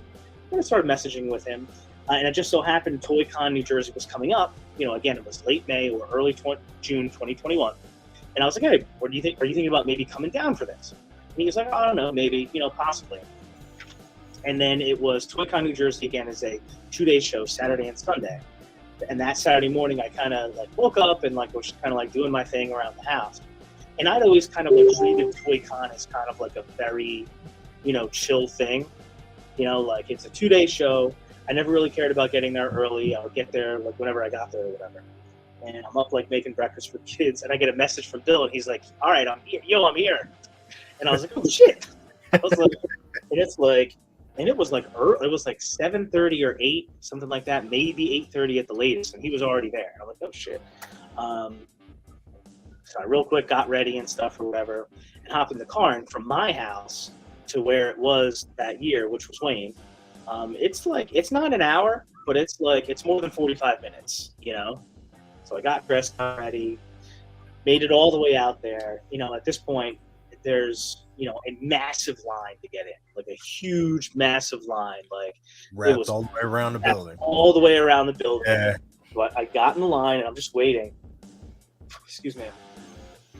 And it just so happens, like, at one point, Bill was like leaving, like he had been there for a couple hours. Grabbed something to leave, and he was leaving, ready to hop back in his car and drive back up north to Massachusetts. And he saw me because I had a hedgehog shirt on. And he's like, "Hedgehog, Jonathan?" And I'm like, Bill from Door Claire? And he's like, "Yeah." Like, "What's up, dude?" That was the first time we met. That was like so cool. But I felt bad because like I'd asked if he was going to come, and he said, "Yeah." And then he let me know like when he got there. But like, by the time I got there, it had already been a couple hours. Yeah. But what was so cool was that like he stopped, said hi, and we just started bullshitting and just talking. And he waited with me there in line, and we just talked for like a half an hour or something like that until like I made it sort of to the front of the line because he was leaving. He was on his way out. But I always thought that was like one of the coolest things in the world. We had never met before. Like he had been, "Oh, hey, what's up?" Whatever. That would have been cool to me, But he like stayed and like we actually just chopped it up and just talked for a while. And I always thought that was like the coolest thing. And then when I got into the show, I made it to the Horseman table. And the funny thing, by being there not real early, it actually worked out in my favor. Is that even though I was in a line to get in, and there was people at the Horseman table when I got there, my understanding was earlier that day, the line from the Horseman table went all the way through the building and then like outside as well. Wow. But once I entered the building, I didn't have any line until I got to the front, and they had the whole tier wave there. So I bought a bunch of figures that day.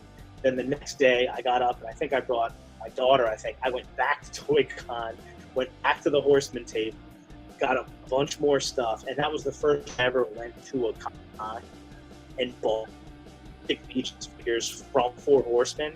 And even though there's like I didn't know who everyone was, but I knew who Cornboy was for sure, right?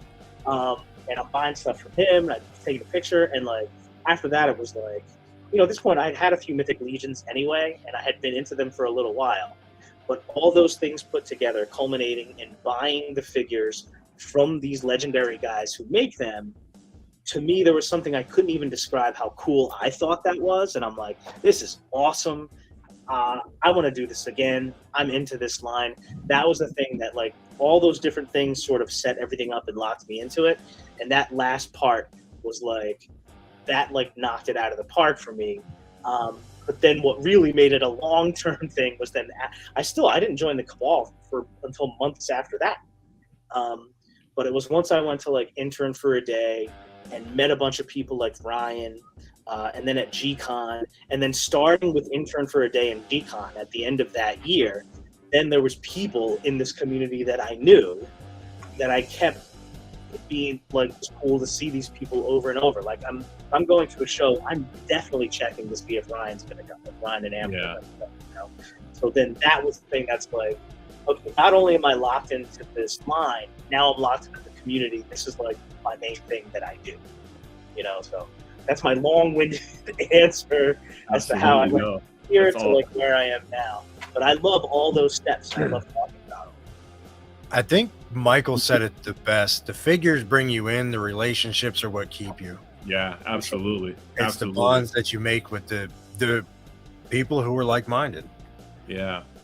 So yeah, I did confirm that. I looked at that video, and this is kind of like I said, and thinking, like I said, this is way back in August of 2019, and I don't know if I'm maybe Aether had been announced by then or not. I'm not sure if that wave had already been announced through G-Con or whatnot, or I mean, because like I said, I wasn't into the line at that time.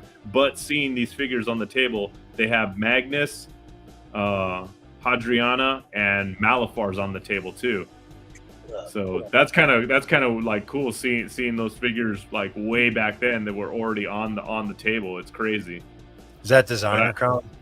No. This is PowerCon 2019. This is August of 2019. PowerCon.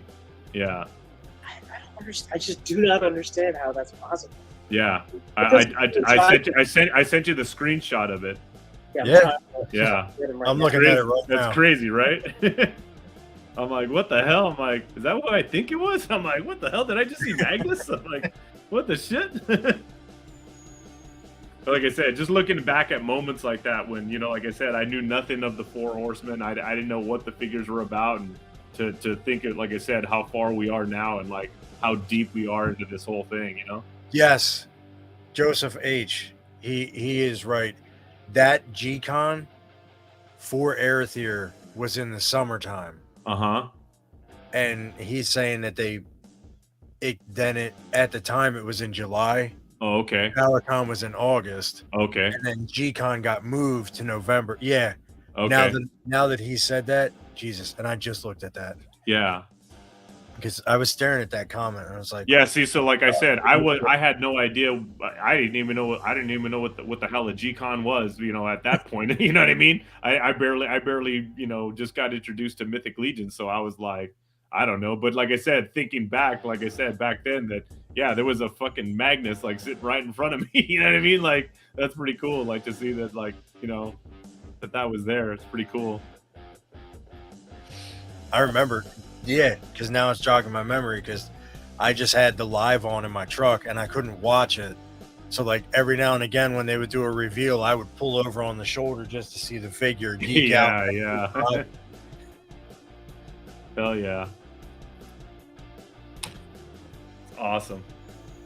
And yeah, and I sent you that picture of that ogre, that 1-to-1 ogre scale head that they used to bring to and that was from the two other pictures are from Designer Con 2019, and that was the first time that I got to hang out with Cornboy and Walter and everybody. And that's, like I said, that's when the relationship started right there, man. When I got to hang out with those guys, and I mean, like I said, they brought me behind the table and we're just geeking out. And like I said, I'm sitting there just freaking loving it all. And next thing I know, fucking Cornboy hands me over the prototype of Balius, hands it to me. I'm like, dude, are you serious right now? He's like, yeah, go mess around with it. And I'm like, oh my god, this is so cool. It's like no one's ever touched this thing. It's like I am totally messing around with the prototype. Like it's so sick. Yeah, it was awesome. And like I said, what other company does something like that, man? Nobody opens their doors to you like that. Nobody.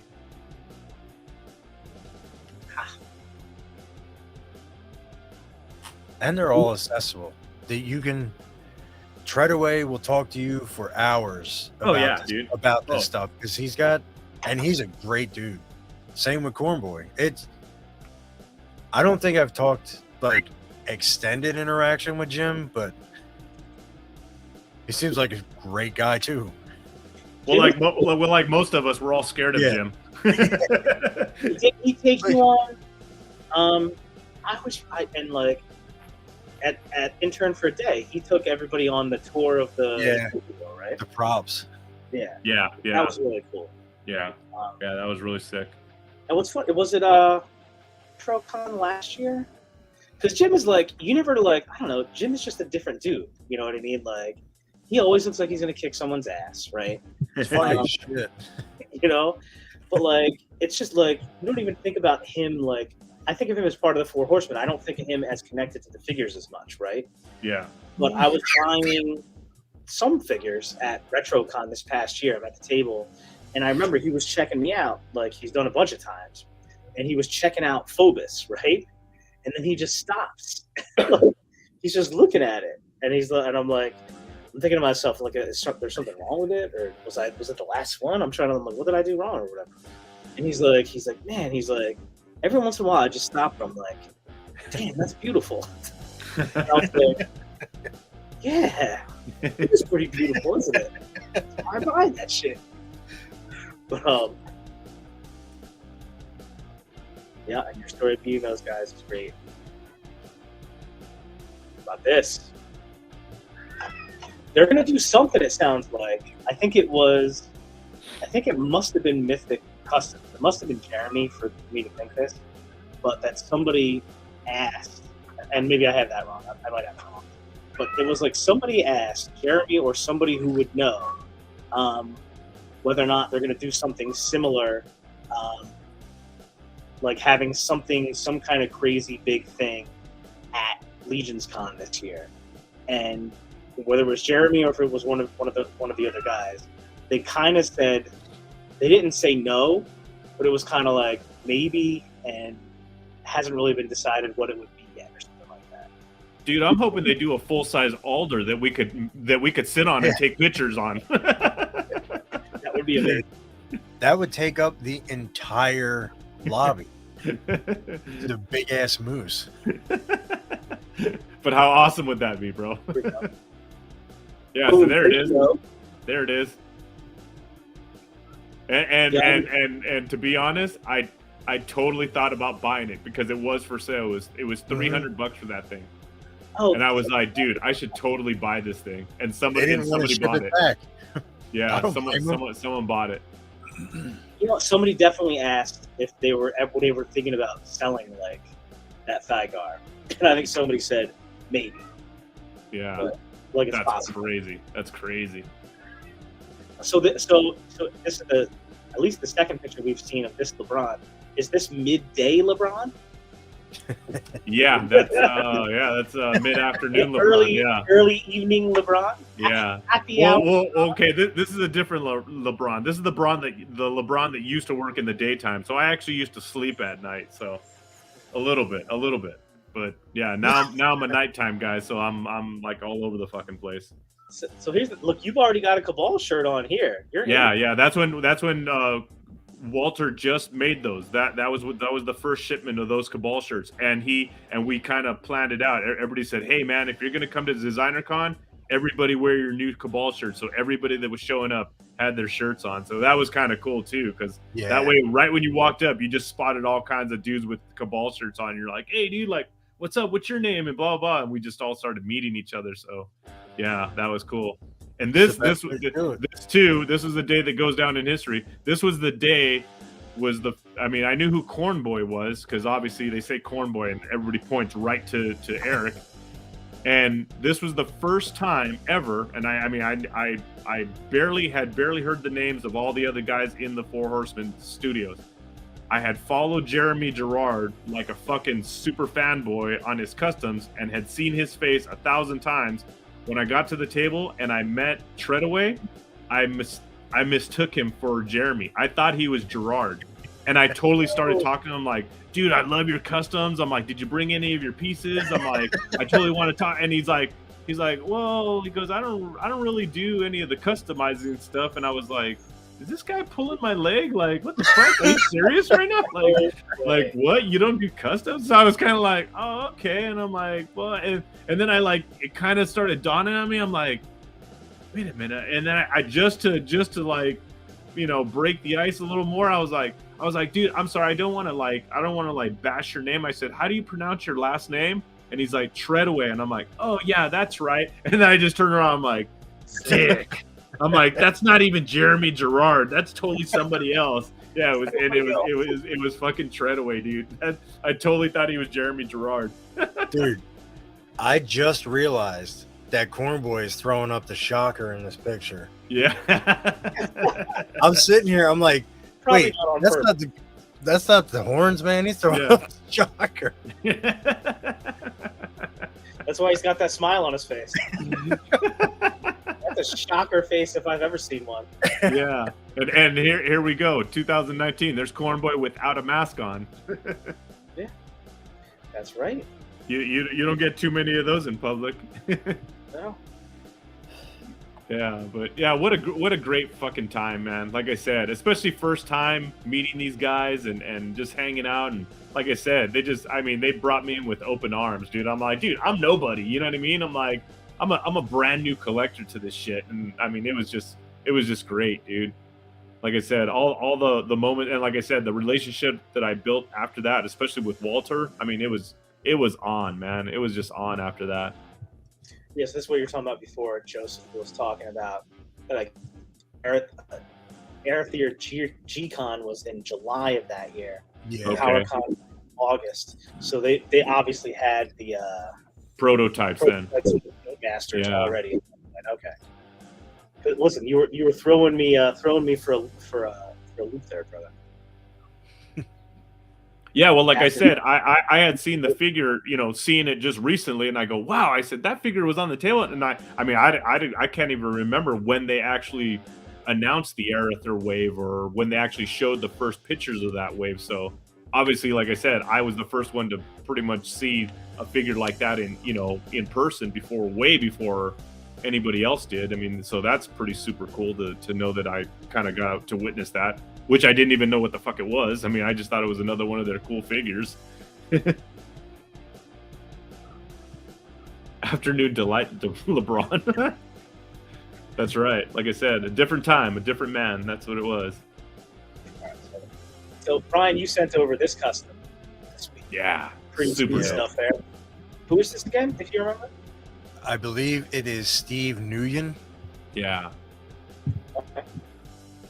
but that thing's dope, man. And I was super flattered that you thought that I did this, and I said, absolutely, I am not that good. I did too. I was like, oh shit, nice job, Ryan. No, not me. So also I'm again this week. Sorry, go ahead. No, I was just saying, I'm super excited for these, man. Oh man, so dope, dude. So dope.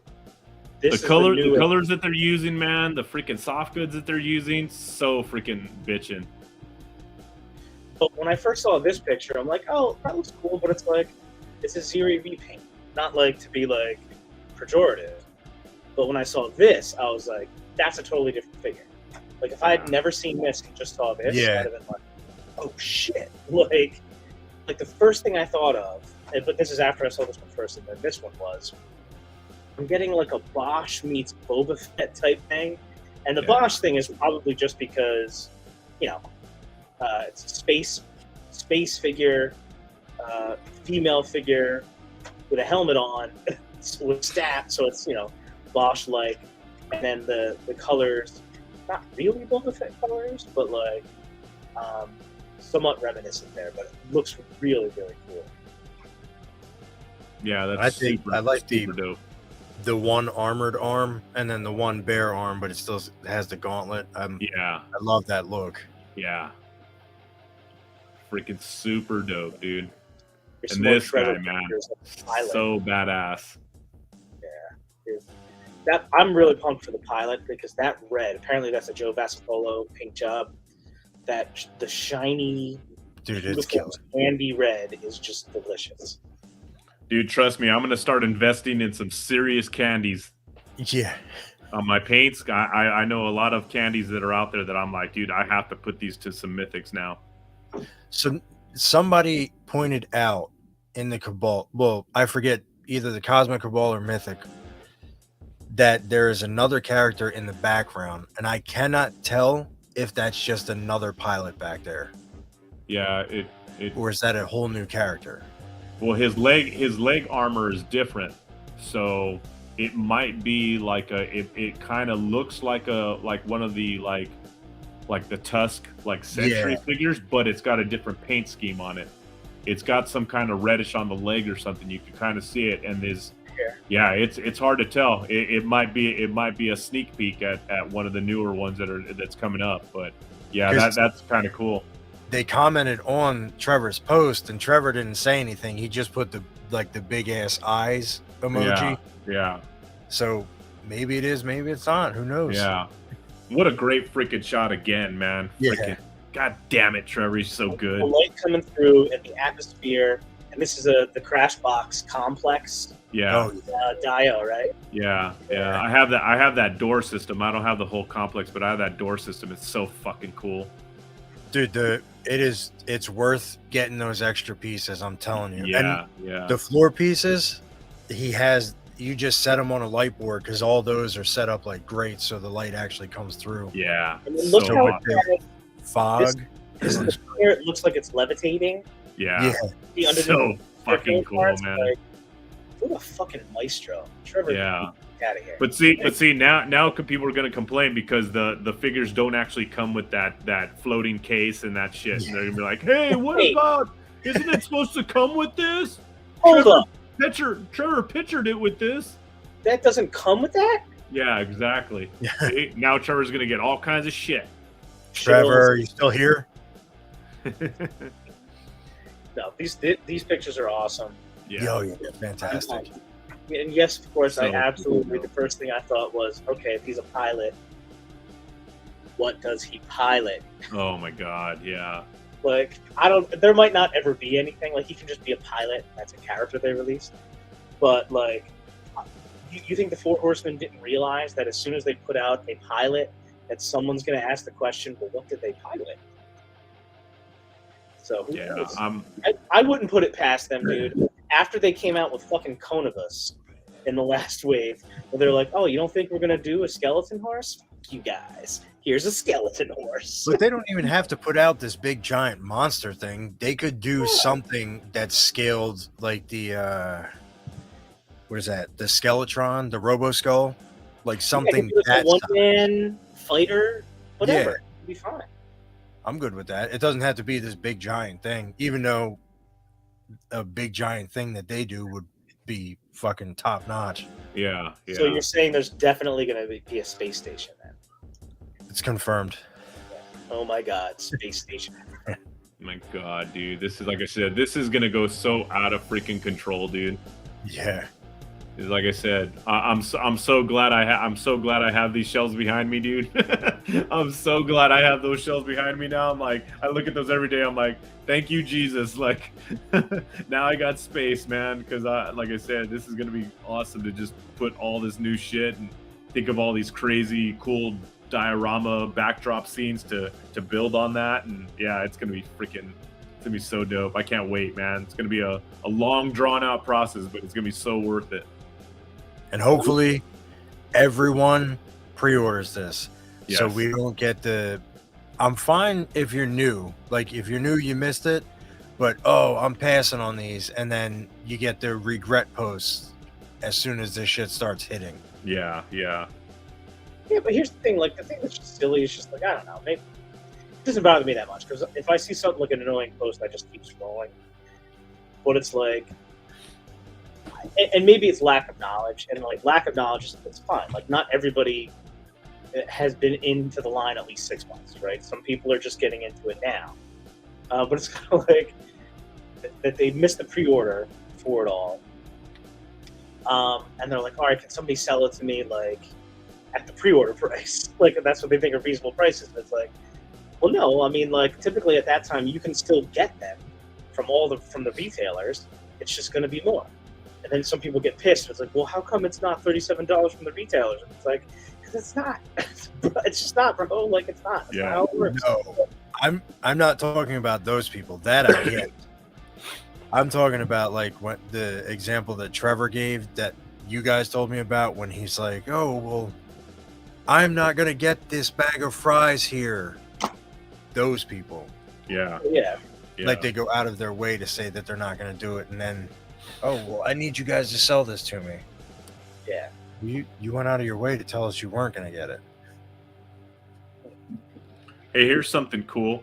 When I was at that paint thing that I went to today, so a lot of those guys, especially the guy that owns the store, they're super, super heavy into Warhammer. And if you know anything about Warhammer, the model kits that they make, they come with like shitloads of like extra accessories, which in their community they call bits. So these model kits end up with a lot of these guys end up with like huge like bags of these extra bits, and they're just little accessories, pieces, this and that. So this guy had a bunch of these bags like on the table, and he's like, yeah, take anything you want. If you want to paint it, blah, blah, blah. He's like, I don't give a shit. He's like, that's just extra stuff. So I was just, I picked a couple pieces that I was going to paint at the table and stuff. And then I was like looking at the stuff, and I looked at this bag, and I was like, oh, that looks kind of interesting. So I kind of dumped the bag on the table, and I was like looking at all these bits. And dude, I was like, oh, what's this? And I freaking picked up a couple pieces. I was like, hey man, do you mind if I take these? And it's like, no, go ahead, dude, go ahead. So I'm gonna take a picture of this. Now this is just a quick, like, I threw it on with a piece of tacky or whatever, a sticky tack on the arm of a guy. But I'm like, dude, this is gonna go so cosmic. I said this is gonna be so awesome. Wait, let me take a picture of it real quick. All right, I'm gonna send you this right now.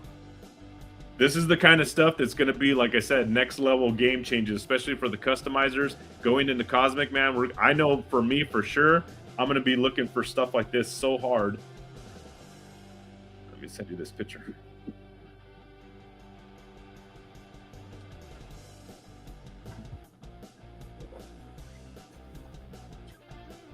For a quick little add-on piece, especially to Cosmic.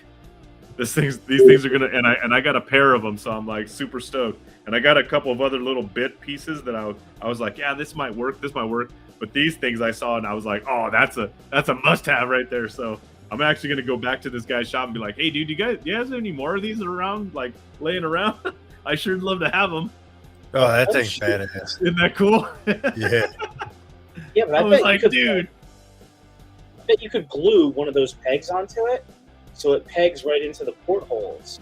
Oh yeah, dude. I trust me. I'll make this work. Trust me. This is gonna work. I'm gonna paint this sucker up and freaking. This is definitely going on one of my Cosmics, dude, for sure. Not that the 3D printing studios out there aren't gonna make a billion different accessories for these damn things, which is gonna be freaking awesome too. And who's this? Eric Miller setup at Muskecon. Oh man, look at that, dude. Now, I wish I knew the price on that dwarf, dude. Same. Still available. So the only one that he sold when we spoke with Curtis was this was the Arethyr repaint, which by the way is beautiful. Sick, How dope, dude. I would buy that shit in a heartbeat. Yeah, so dope, dude. Yeah, it looks so good. And look at all those great heads in the back, bro. That's so good. That guy's just a master, bro. Yeah. So awesome. I'm sure he still has that dwarf. Yeah, but what does he want for it, though, dude? You know what I mean? That thing is super dope. If I had to speculate, probably like 300. Yikes. I could be wrong. That's what scares me too, dude, to be honest with you. Like I said, when I first got in, I bulk ordered a bunch of, builder type bodies, and you're talking $25 a pop, you know what I mean? And then obviously if you add some 3D printed parts, you add your time, your paint, your efforts, traveling to the show, and putting your figures on the table. I mean, I was offering my figures from 100 and I think the most expensive figure that I offered was probably 200 on my table.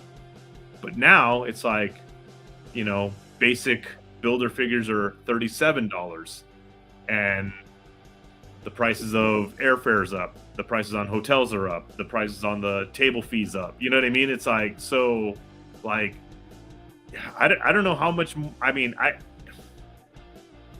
know people are willing to pay the price for them, but it's almost like I'm stuck at where I want to be as far as like, where do I want to price my figures at that I can, that I can offer them to a community that I love and appreciate and want to have to enjoy my artwork. But yet, like I said, I don't want to be in that, $300 to $400 range for a fucking custom. You know what I mean? I just don't want to do it. But it's like I said, it's not getting any less expensive for us on our side. You know what I mean? To make these damn things. So it's like, it isn't like before. Like I said, you can't get $20 or $25, builder figure bodies. You know what I mean? It just doesn't happen anymore. So just like everything else, like their prices go up, our prices have to go up. So like I said, that custom dwarf, yeah, I could only imagine, $350 plus for that thing. You know what I mean? It's like,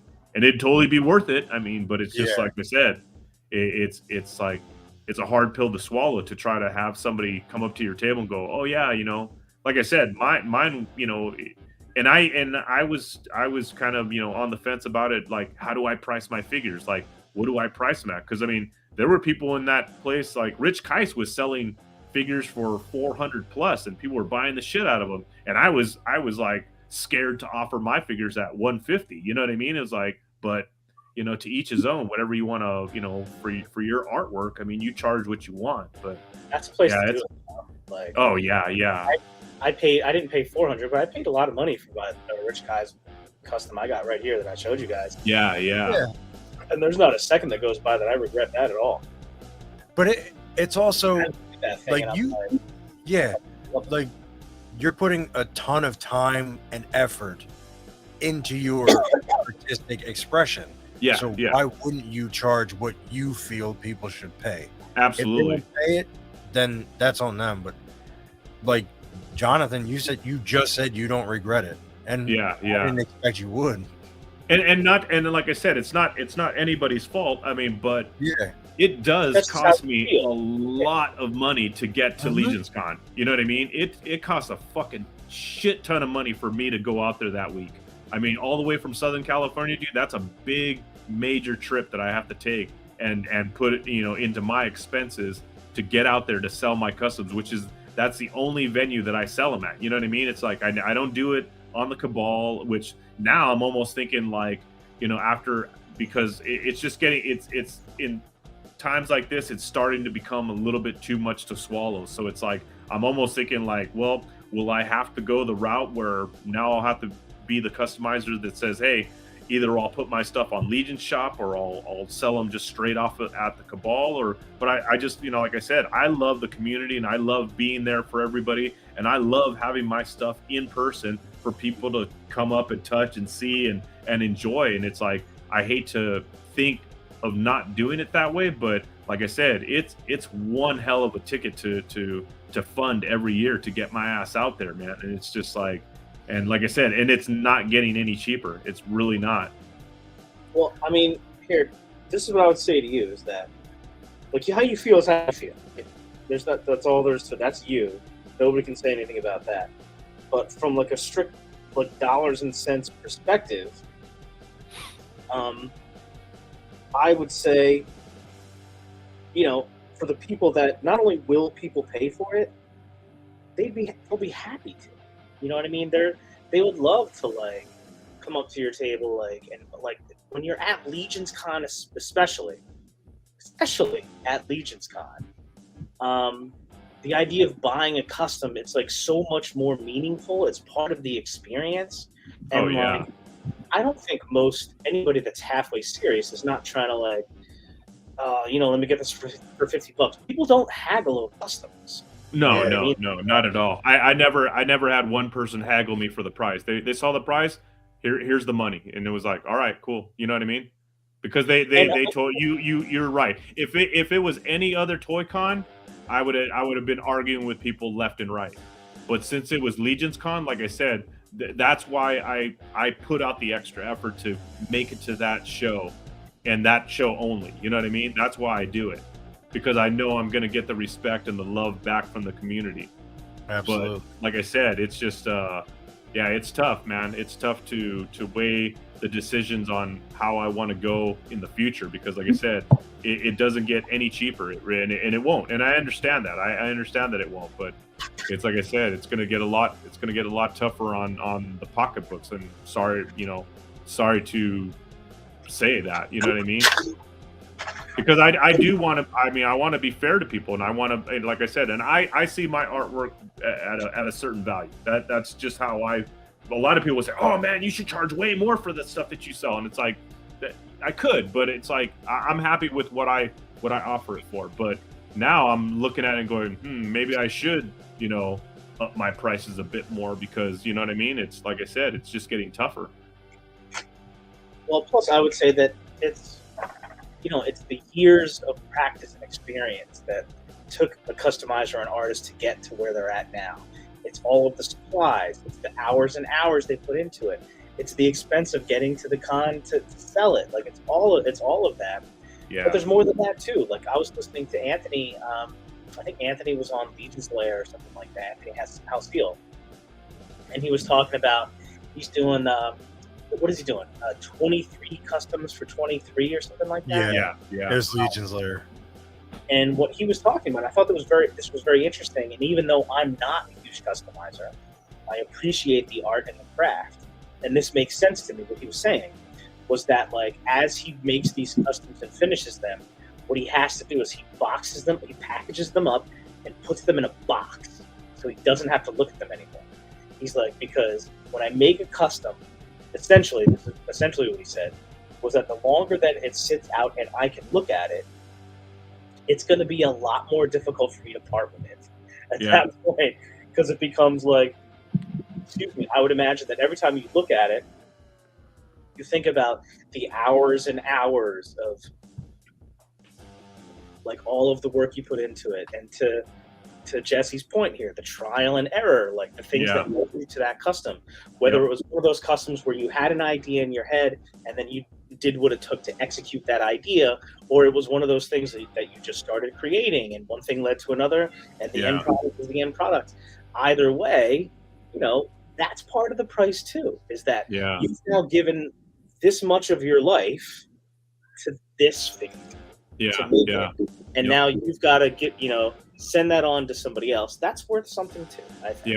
And to Anthony's point, dude, trust me, when I was doing my setup for Legion's Con, I had a table in my living room that I cleared off, and every time I made a custom, I would take it out to the living room and I put it on that table, and that was basically my inventory table of the customs I was going to take with me to the show. And I brought 25 customs with me to the show. Dude, I literally wanted to keep like 17 of those things. Like I was freaking like every other one of them that sold off the table. I was like, oh, like damn it. Especially that damn that dwarf that Curtis bought for me. That dude, I wanted to take that damn dwarf home so bad. I was so in love with the paint job I did on that thing, and it was just like, dude, this came out so good. I was like so happy with that. And and there was and two, a bunch of the customs that I did, like I've always done before, a lot of the fodder pieces, like the chainmail and stuff like that, a lot of those pieces were just a single piece that I had from like an old fodder figure that I cannot recreate because I don't have those pieces anymore. So there again, it's like I make that certain custom and I sell it, and I'm like, well, I'm not going to be able to make this again because I don't have these fodder pieces. They're not like mythic pieces. They're from like old McFarlane toys or old like Lord of the Rings toys, and so then if I ever wanted to make those again, I had to go back and find those figures, and those are a ass load of money nowadays. You know what I mean? Before you could find them for $20-$30. Now they're like $60-$70 for the damn figures. Like, well, I guess I won't be making that again. You know what I mean? So it's tough, man. It's really tough. And again, like some of the I forgot who it was bought think he bought 2 or 3 of my Motu customs, which were not for sale. I only had those for exhibition. And I was like, no, sorry, man. Like, these aren't for sale. And he's just like doling out the money. Like, just tell me when to stop counting. You know what I mean? I'm like, no, dude, seriously. Like, I don't want to sell. These are like my personal figures. I'm really attached to them. And nope, blah, blah, blah. And I was like, fuck, man. So I ended up selling 3 figures, and those 3 figures, like, I know one of them I can't make again because either I think it's the head sculpt that came on that figure was my He-Man figure. I can't find that head sculpt for the life of me. So it's like I probably won't have that figure in my collection again. You know what I mean? And that sucks because I'm full on, like, part of my custom display is my Motu customs that I made, and now there's 3 figures missing out of that collection. It's like I sold my Skeletor, my Ram Man, and my He-Man, and it's like, ugh. And I loved every one of those figures. You know what I mean? So it's like, always make a new version. It's so tough, dude. It's so tough. You don't have to make the exact same one. Make it the new version. Yeah, but it's just like, dude, I got so many other damn projects in mind that to turn back and go back to that. It'll be such a while before I get back to it. You know what I mean? I tell you what, I asked you in November. I asked you about those ice goblins or whatever they were, the frost goblins. Oh, my frost goblins, like, yeah. These guys, and you're like, oh, they're not really for sale. And I was like, oh, shit. Yeah. I would have put those guys in a heartbeat. It's tough, dude. It's tough. It's tough to, like I said, it's tough to let them go. I mean, even the ones that I brought for sale, and that was the weird part because I thought, oh, I'm just making these to sell. You know what I mean? And every time I made one, I'm like, maybe I should keep this one. This is kind of cool. You know what I mean? But finally, I had to just kick myself in the ass and be like, no, that's it. You're selling these motherfuckers like that. I'm taking this shit to sell. I'm not coming back with any of this shit. You know what I mean? But I mean, that's the one good thing about Muskecon, dude, is that even if you say, okay, I'm going to make X amount of customs, and I'm going to bring them with me to Muskecon, and I'm going to sell them to help defray the cost of all this shit. You know? Yeah. And it's almost a lock that you're going to sell all of them, right? Like, I remember talking to Giovanni Bly, and he was like, he sold every freaking custom. Everything, yeah. It was just gone. Yeah. You know? So it's somebody, like, people are going to buy it, you know? So if you want to do, you could do that. It's kind of like an investment in, part of, defraying the cost for this whole thing is just knowing that you're going to sell all those. And it's not like you don't know that because you've already done it and had to sell stuff that you didn't plan on selling to people. Yep. Yeah, and this year, I mean, knowing that this show is going to be twice as big, now I'm, it's in my mindset that now I'm going to have to bring twice the inventory that I brought last year, and that's another freaking headache. You know what I mean? Or like, oh my god, like, do I really have to do all this extra work now, like, just to get this, to get enough inventory to bring to this show to, like, I mean, like I said, I don't want to sell out in the first day. I mean, a lot of those vendors like Giovanni, Nikki's table, Jesus Christ. Dude, I'd never seen so many damn heads on a head rack in my life, and that shit was gone in like half the day. That rack was empty. I'm like, damn, dude, that was a lot of work she put into that, and that shit was gone. It was like, whoa, dude, is this? I mean, I've had a bunch of times though that on here that, like, I went by Nikki's table early on a Saturday, and I was like, damn, there's some really cool stuff there, but there's a whole ballroom to look at. Yeah. The time I made it around once, like, not. It was later that I don't remember what time it was, but later that same day, I went back and almost all of it was gone. Yeah, gone, dude, gone. It's like, well, that's the same with Giovanni's table. Like, what I did when I walked in, because we walked in like the far end, close to the bathrooms. So what I did was I went past like Noah, and then I came down like your aisle. Yeah. And by the time I got to Giovanni's table, I'm not even kidding. It was all sold. Yeah. Because he had that Shonuff custom that he did, man. Yeah, I love The Last Dragon. Yeah. When I had it on VHS and I watched that bit over and over. Yeah, that custom was so dope, dude.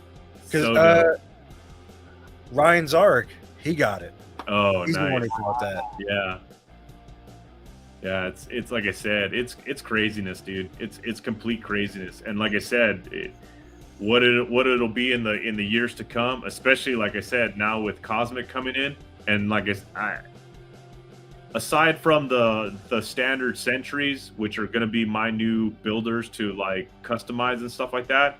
I mean, it's going to be hard to top some of the stuff that they're coming out with already. I mean, some of the color schemes, the soft goods, it's just like shit, man. These figures look so dope already. Like, how do you customize this aside from just like I said, a painted 3D head sculpt or something like that to add a new character or whatever to the line, but not like Mythics where, like I said, there's so many different ways you can do it. I want to see like how creative people are going to get with this new stuff, man. But yeah, it's just maddening. It's maddening to think of, like I said, how far it's gone and how much more it's going. So I got a question about like venue size.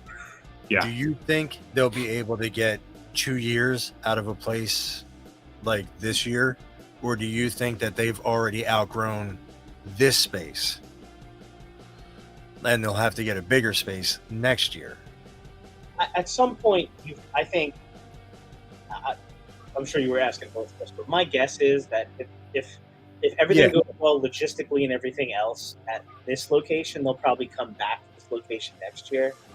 Like, at some point, even if you think you can fill a bigger space, you might not want to do that. You know what I mean? Because you don't want to keep like oversaturating yourself and like, late 90s WCW yourself. Right. I personally, I mean, this is just me, my own opinion. I think that they would be fine doing a second year in this venue because it seems like it's going to be an awesome venue, and it seems like the space is, like I said, we're talking double the space. So that's obviously going to be huge to all of us, whether it be vendors and community, attendees of the show. But I think it would be cool if they did a 3-day show. If instead of it being just a Saturday and Sunday, that they made Legions Con like a 3-day, like a Friday, Saturday, and Sunday show. I think that would be freaking awesome. Because then you could spread it out even more throughout the entire weekend. It would be, but I think Jeremy has already said he can't do a 3-day show. Not that he can't do it. It's just, I forget exactly how he worded it, but he said it probably won't happen. Yeah. No, I mean, like I said, I know nothing about setting up cons or what goes into it, or like I said, it's just my stupid opinion. But I mean, I would imagine, like I said, it's just my opinion. I would imagine that this place could possibly hold out for 2 years before they look to a bigger venue. But then again, like Jonathan says, how big do we want to go before we feel like we're too big? You know what I mean? Like, I still feel that, just as big as last year's show was, which was twice as big as the year before, I still feel that tight-knit community feel in the show. Like, I don't want to get to the size of a show where we're in some massive like convention center, and I just feel like a small fish lost in a pond of thousands of vendors and this and that, and just like, you know what I mean? Like, I want to be there and I want to see all my friends, and I want to, like, you know what I mean? I want to know every vendor at every table, and like I said, have those. I mean, not to say I don't want to welcome any new people in, but I just don't want to, like I said, I don't want it to get so big that we feel like we're just a San Diego Comic Con, you know what I mean? Where you're just one of like millions inside of a showroom, you know what I mean? I don't want it to get to that point. And I'm not trying to put words in anybody's mouth, but I vaguely remember Jeremy saying he didn't want it to get to that point either. Yeah. So like he wanted it to grow, but he doesn't want it to be like New York Comic Con or San Diego Comic Con. He's not. Right. That is not his intention at all. Yeah. And I totally agree with that. I totally agree with that. Yeah, I wouldn't personally want to be a part of that either. I really wouldn't. You know what I mean? because it just like I said, it gets it's almost too big and overwhelming, and then the bigger it gets, I feel like the more of a headache it would be for Jeremy and Joe to have to deal with a bunch more bullshit. Oh yeah. And I mean, like I said, I mean, all respect to both of those guys, that all the work that they put on just to bring this show together, to bring us all together, to give us the spaces that we have. You know what I mean? It's like, you know, it's, you know, to bring the con exclusive to each show. You know what I mean? I mean, just that part of alone, just coming up with those con exclusives just for that show. It's like, dude, it's amazing what they put out. You know what I mean? But they do it in, like I said, it's still on a level where it's, like I said, where it still has that great community feel. And that's what, like I said, that's what I want to be a part of. I don't want to be a part of a San Diego Comic-Con size show. Hold up, guys. You sealed the deal. Special guest. Oh, here we go. Surprise guest, everybody. Ready? Dude, if Curtis Ackerman comes on, you guys aren't my friends anymore. Oh, shit. Here we go. Hey. There he is. Yeah, baby. What's up, guys? Not much. How are you? Thanks for coming on, man. Fantastic, man. Yeah. Oh, hell yeah. Oh, hold on. Uh-oh. Oh, we brought it out. I got to get mine. Yo, dude, your display today, it was fantastic, dude. That's the shit right there, bro. That's the shit. Yep. Here. Man, you guys. Loving it, bro. I want that one back, Jonathan. I freaking love this thing. Nice. Like, Hell yeah. these kind of pieces that even people that are like not into action figures, they're like, "What is that?" Like, I'm like, "Dude, it's a piece of Dude, art." it's a beautiful piece. Yeah. So, do you want me to show the one that I revealed today? Yeah. Please. Yes, please. I think I have a seller for it. I don't know. You guys tell me. Oh my god, dude. It's You so know you got dope, to sell bro. for it, brother. That's so dope. That's so great. I love it, dude. That thing is incredible, dude. Thank you. So freaking Amazing. badass, bro. So badass, dude. Oh yeah, that's the newest one. That's awesome, bro. I can't believe. Look at that. The someone- whole castle top and Yeah. everything, dude. Oh, dude, that is sick. Fucking so badass. I love it, dude. Great work, dude. Thank Great you. work. You got great color on it, and the fountain parts, is that magnetic? Yep. These are now magnetic, Oh, nice, dude. Nice. Oh, so it's- easier. There's no fear of them breaking off with shipping now. So, yep. that's killer, man. Oh, trust me, And- dude. I was losing my shit having someone try to ship this from New Jersey for me with that fountain piece. I was like, dude, whatever you do, don't break this piece, dude. I Yeah. was like, do not break this thing. So, yeah, like I said, these are so amazing, dude.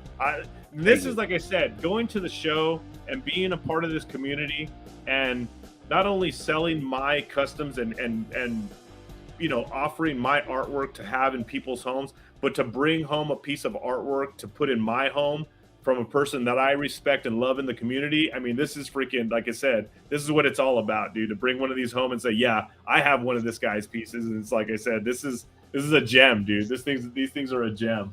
And they photograph very well. Oh yeah, dude, absolutely. I That love picture that. that Nate man. Strong did. Oh my God. Oh yeah, Yeah. Nate Strong's, yeah, the one with your fountain in it, so dope, dude. So was so- dope. That was like, oh my God, that's my fountain right there. That it's just like, Yeah, that's Honored. the shit, dude. That's the Honored. shit. yeah. How'd the show go for you, bro? Not bad, not bad. Sold a few things. Got a lot of traffic come through. Lot of conversations going on. So it was a good day. It was a very Oh good yeah, good to hear, Nice. man. Good to hear. That's awesome. Yeah, I mean, I got to say, like, my favorite part about those cons is just like, you know, the people that you get to see like time after time again. And I got to be honest with you, man, I didn't realize. So you were local to Muskecon? Yeah, I'm about 40 minutes away. Oh, sweet, Nice. sweet. That's pretty awesome, dude. That's pretty awesome. Yeah, Did you set up last night? we did. Yep. Well, Yeah. we started to, and then we finished this morning. Nice. Did you guys go all? Were you a part of that big dinner crew that all went out to dinner and stuff too, or no? I was not. I Oh. I had my son this weekend, so we just kind of Oh, came right home on. and ordered pizza and Right opened on. up our goodies. So Yeah. Awesome, dude. So it must have been a much, much better setup and knockdown than having to fly out to New Jersey. Yeah. well, I drove out to New Jersey last time. Oh, you Yeah. drove? Yeah, we drove. It was like 12, 13 hours, something like that. Yeah. Well, you would have had to with all the inventory you brought with you, right? I mean, that's Yep. a freaking lot of stuff to bring in there. Yep. Exactly. Yeah. So you are going to Legions Con 2023, right? Yes. yeah. I'll be there. Hell yeah. That Oh, channel yeah. confirmed. I got to Yeah. go to your booth first this time because last time I missed out on the fountain that I wanted. Dude, What one was that again? it was round one of the longer ones. Yeah. Yeah. With the I believe it had the topper on it, like the Give me- gargoyle. Yep. Give me 1 second. I have one that I can't really sell, but I'm gonna try to make one very similar. So give me 1 second. Nice. How There cool you is go, that? Ryan. Getting yours, boy. Getting yours. That's awesome. That's right. That's awesome. So there's this one that I made, Oh, but look it's at got the Alithia symbol on top, which I can't. That's the infringement on the third party stuff. So, but I plan on maybe knocking this off and using this for something. Something else. Yeah. Yeah. And then it's very similar, but it's got like the Lithia symbol on the bottom. Oh, And okay. then like a. Oh, there we go. Oh, that's cool, That's man. Oh, So dope. cool. So, Awesome, dude. yeah, there'll be more like this, and then I'm working on a Snake Mountain to go with the Castle Grayskull. Oh, and I want man. to do a couple more, each of them. So like, there's like multiple, like sets, I guess you can call them. That's so and then dope. I want to do just like my normal size ones, but just have it be like the mouth, or like just like a kind of like a little homage of Castle Grayskull and Snake Mountain as well. Nice. And then you guys saw pictures of the stables today. Yeah. Yeah. I plan on doing multiples of those. Yeah, there you go. Yeah, that's so dope, dude. That's awesome. Mr. Bowles bought that one today, so Oh, Ah, nice. nice. Very I nice. can't wait to see what he does with that. That'll be fun. And then So- I gotta. Oh, go ahead. Oh no, go ahead. Oh, you're good. So what is the like price point for the single stable? 100. Nice. Okay. And it comes with the trough and everything? It does come with the trough, yep. Nice. Yeah. Yeah, that's super dope, dude. And then the bigger one, the double one, that trough can actually be removed and be put on each side of the the post there. Oh, very cool. Very cool. Dude, you're absolutely killing it. Are those the boss fight horses? No, that smaller horse is a Lord of the Rings. Oh, okay, because that's Ballius next to him, right? Yeah, that's Ballius next to him. That one is actually the one in the single one is the gunslinger horse from McFarlane. Oh, okay. I bought that pack, and I bought it just for the horse, basically. But Yeah. and I bought it because of the color of the horse, because we don't have a horse that color. So Not yet. Not yet. Yeah. Not yet. Well, so we have a white one though. we got a white one It's not- coming, yeah, Yeah. not tan. Here's Yeah, that's so great, dude. Absolutely. I call dibs. I'm just saying.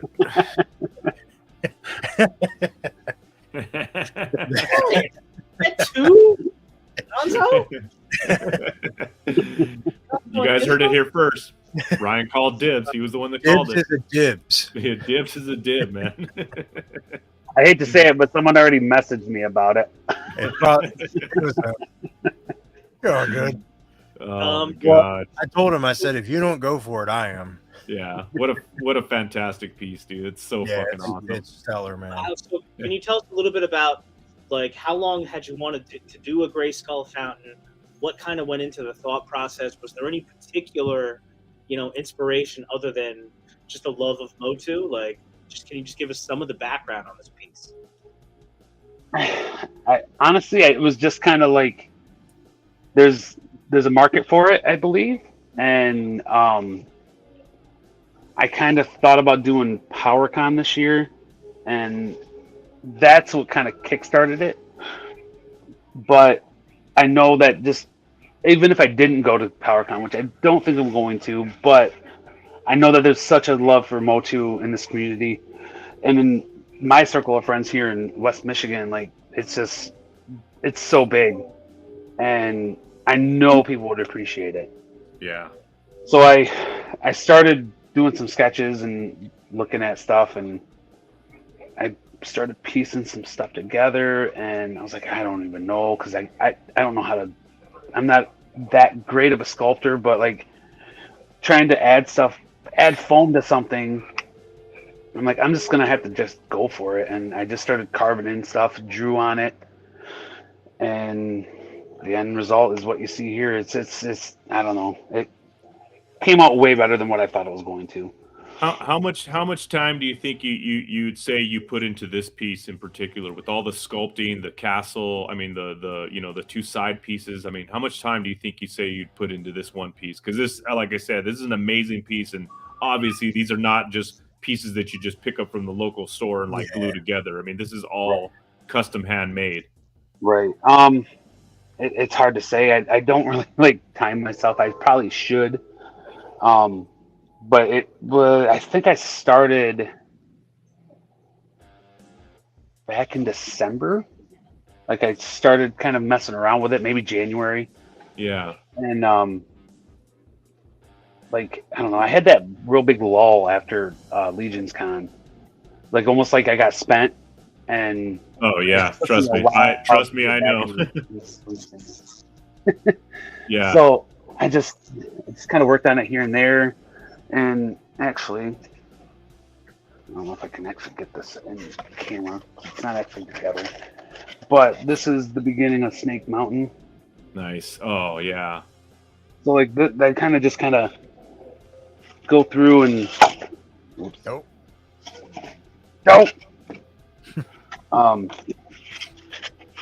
Like, I just start gluing some stuff on to get a rough idea. Yeah. And then I have this like nose piece that I put on, but it kind of looks like a tallywhacker there, you know? And so I was just kind of messing around with some stuff. So that's kind of my process with it. I just kind of do stuff until I'm like, all right, I can see that. All right. Yeah. Let's start adding this, or let's start doing this, or. But one thing that helped me with this was I started getting into this stuff. This Okay. Yeah. Yeah. Yep. And that's what really kind of started this in the right direction, in my opinion. So yeah, that's awesome. Like I said, dude, I'm freaking blown away how badass that came out. I did a large Castle Gray Skull diorama when I first got into Legions, because I obviously some of the first ones I got were some of the Motu ones, and I got like the Kauros figure and stuff like that, and I was like, man, it'd be cool to have a Castle Gray Skull diorama to shoot this against.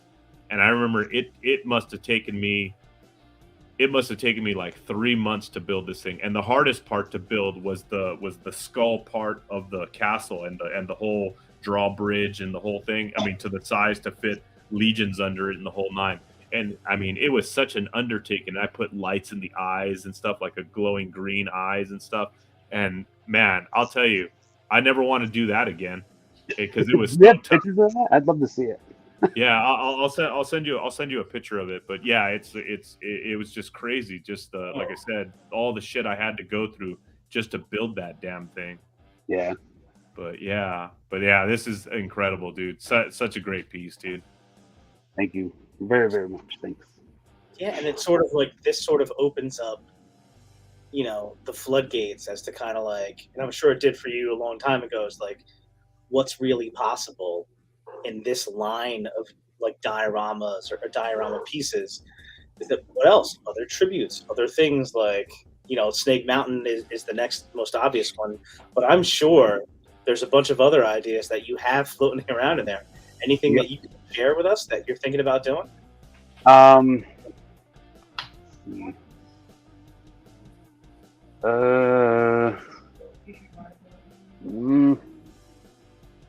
Well, me and my son do some customizing too.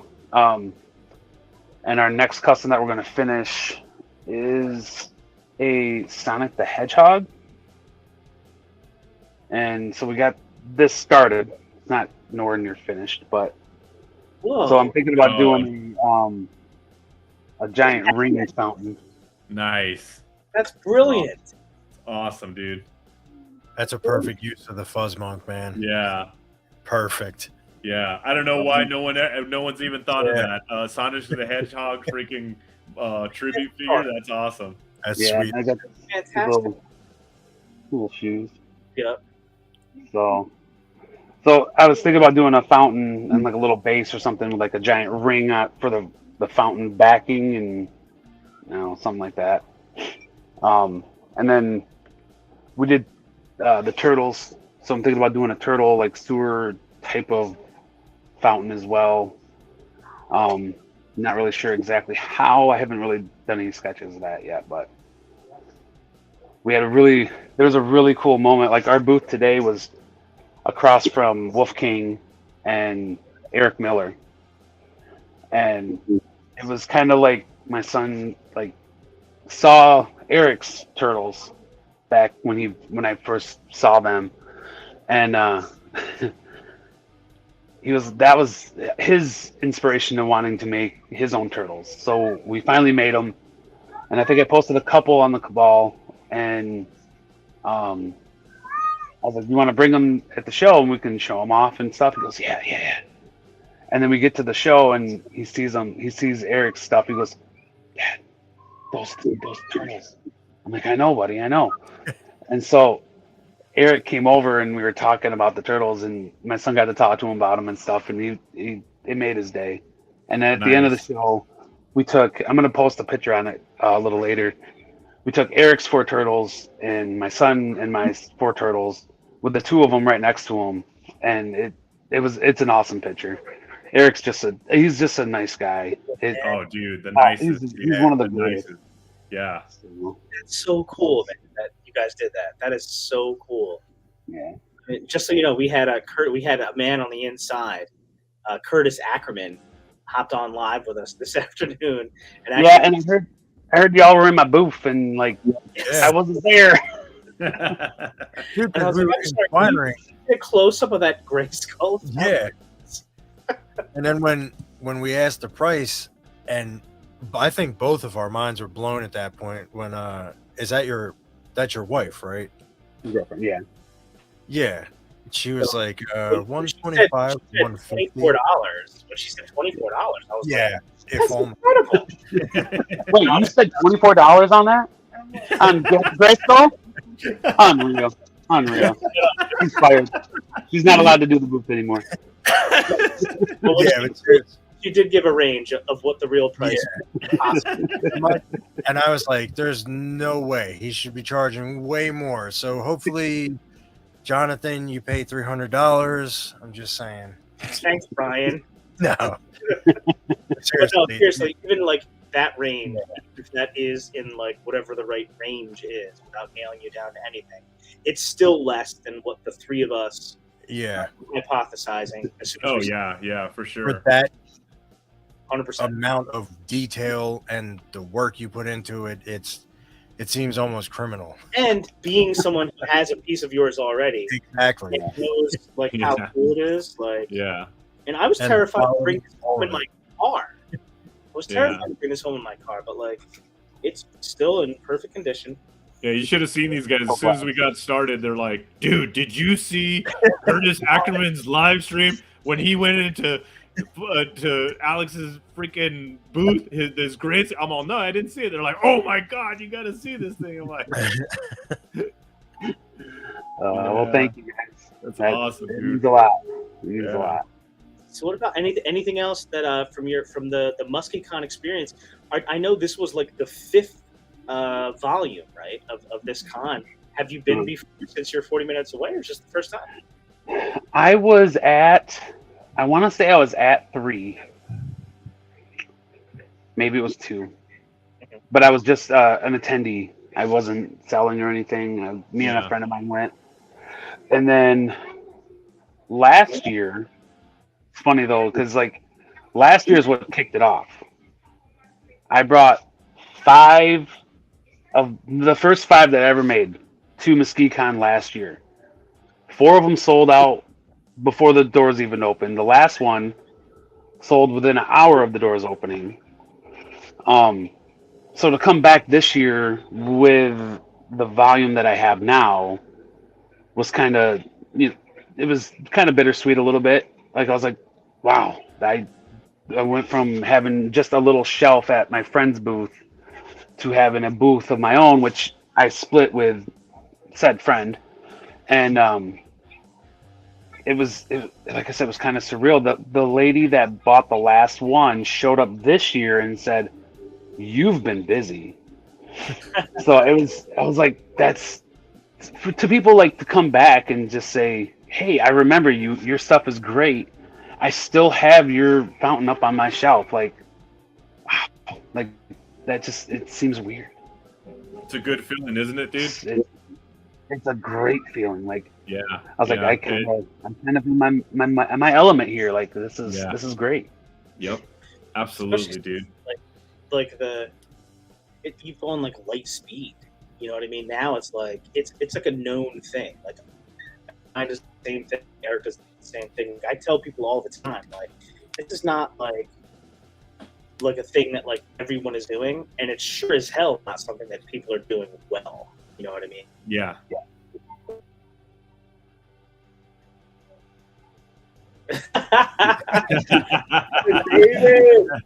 That's right. That's nice. Right, just keeping you company, David. Just keeping you company, baby. Keeping you David, entertained for the afternoon. What'd you get, bro? What'd you get, Dave? Yeah, any pickups? Let us know. No, I meant for his tattoo. Oh. No, I think he is the tattoo. He was given a tattoo, probably. Yeah, he. Oh, okay. Yeah. That makes way more sense, right? Yeah. Like I said, we were keeping him entertained while he was tattooing. Hell yeah. Alex, how did you pick up anything from the show today? Yes, I did. I got a couple comics from Matt Rodriguez's Defenders of Eden. Oh, nice. Which I wasn't able to get on the Kickstarter for, but I got those. AWOC. Oh yes, nice. And then I hopped in the Horseman line and grabbed a couple single carded Furious 4. Nice. And I got the last Brother Mandibulus that was on. Nice. Nice. Great pickup. Four at table prices too. Woo. Table prices. I was like, that's hell awesome. Yes. What was that? Was it 40? Yep. Oh my god, Yep. Brother Mandibulus for 40 bucks, That's dude. a steal. That's a steal, bro. That's so good. I was like, yes. Yeah, hell yeah. That's so Incredible. good. What's that? It's such a win moment right there, dude. When you pick up a figure like that for 40 bucks, dude. So good.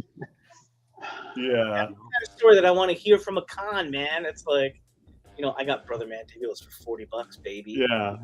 Yeah. That's Yep. awesome. And to have it be the last one. And Yeah. the guy in front of me was just staring at it. And I was like, excuse me 1 second. Yeah. Yeah. Dude, you got to be quick. Snooze, you lose, baby. You gotta hit send on that message, baby. That's Yeah. That's awesome. And then I picked up a couple red Krampuses as well. It's just a slap in the face at this point. Yeah. Just slap me in the face. and beat my ass. Hey, we shared. We just Oh, just shit. keep it in my house. Oh, that's great. Yeah, the Horsemen were sold out in like 2 hours. They had like Yeah, just a few of the Furious 4 figures left. yeah, I saw. Yeah, I saw the aftermath. I think Brad Jones did a live, and he walked by the table, and he actually picked up the last Torian that was on the table. Oh, Yeah. nice. Yeah, see yeah. But other than that, all that was left was the unknown one, the Furious Four single cards, and what was they had a couple Goblin Legion builders, and surprisingly they had a couple Malleus on the table. Yeah. Still left on the table. I was like, holy shit, Malleus. I'm like, there's a figure that doesn't come by easy. So I was surprised to even see those still on the table. But everything else was completely gone. They were wiped out. It's like, damn, man. Yep. It was within a matter of an hour, like half the table was just demolished. That's crazy. It's crazy. So, Alex, let me ask you real quick. I don't want to go like too nuts, but like you were nice enough to hop on on short list, but I don't know too much. What's your Mythic Legions collecting philosophy? You know, like some people are like complete completionists. Some people only look forward. Some people are really like they're just skeletons peoples. Like, what do you have a collect philosophy for Legion specifically?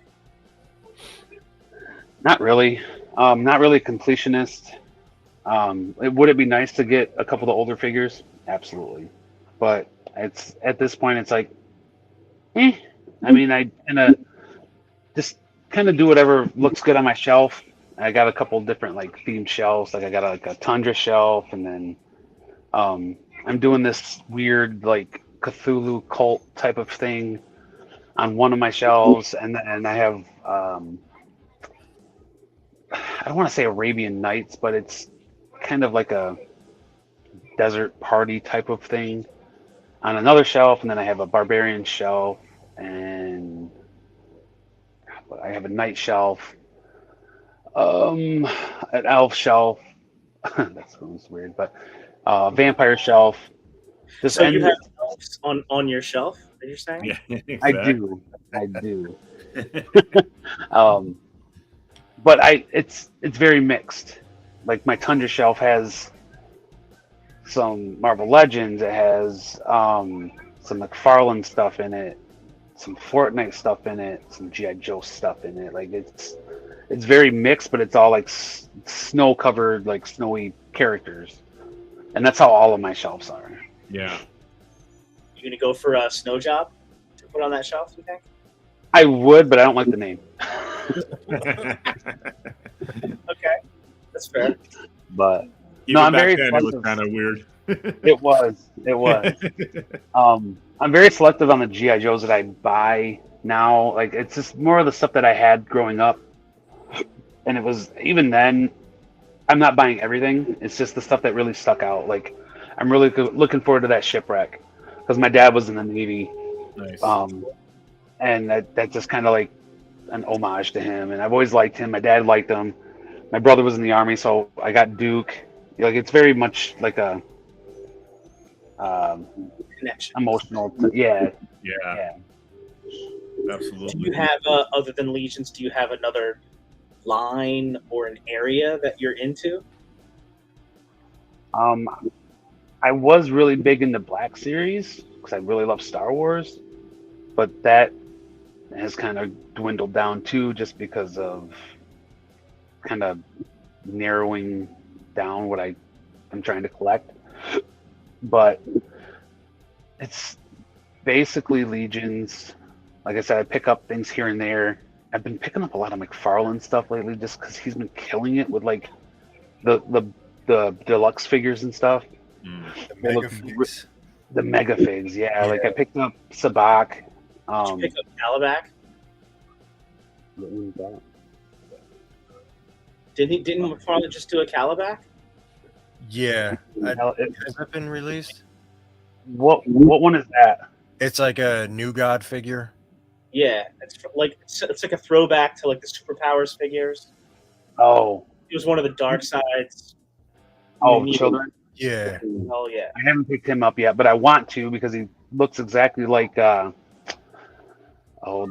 Thor deluxe figure that just came out for. Looks like Ulick. Yes, Yes. Yeah. Yep. Yeah. I want to put those on my barbarian shelf. I think those look cool there. But I think his name is Necron. Yeah, he's all right. He looks really cool with all like Jesse. I'm gonna put him eventually with Necronominus, but he looks Yeah. really cool next to Erethy right now.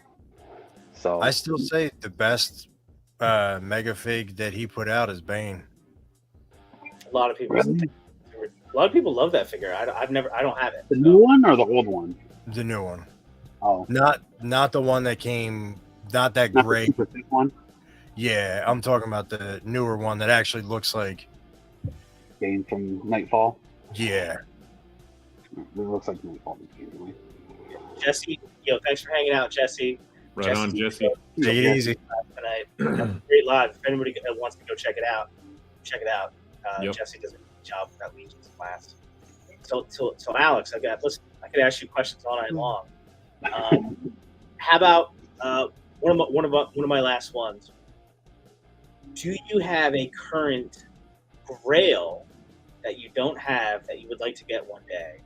Or if the term Grail doesn't quite fit you, something that's like a figure or something figure adjacent that you really want, that you'd be on the hunt for in the near future. Across any line? Anything. Yep.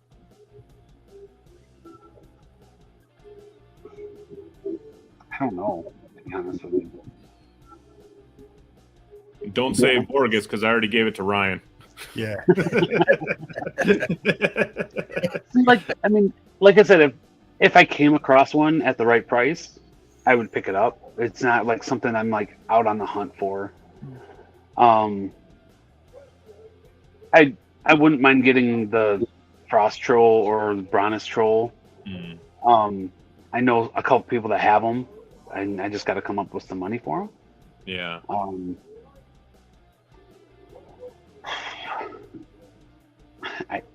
I don't really have anything that I'm really searching for. Over the last month, I kind of got the stuff that I was looking for. Like, I wanted to finish Khonshu, that Build-A-Figure. Finally found all those figures.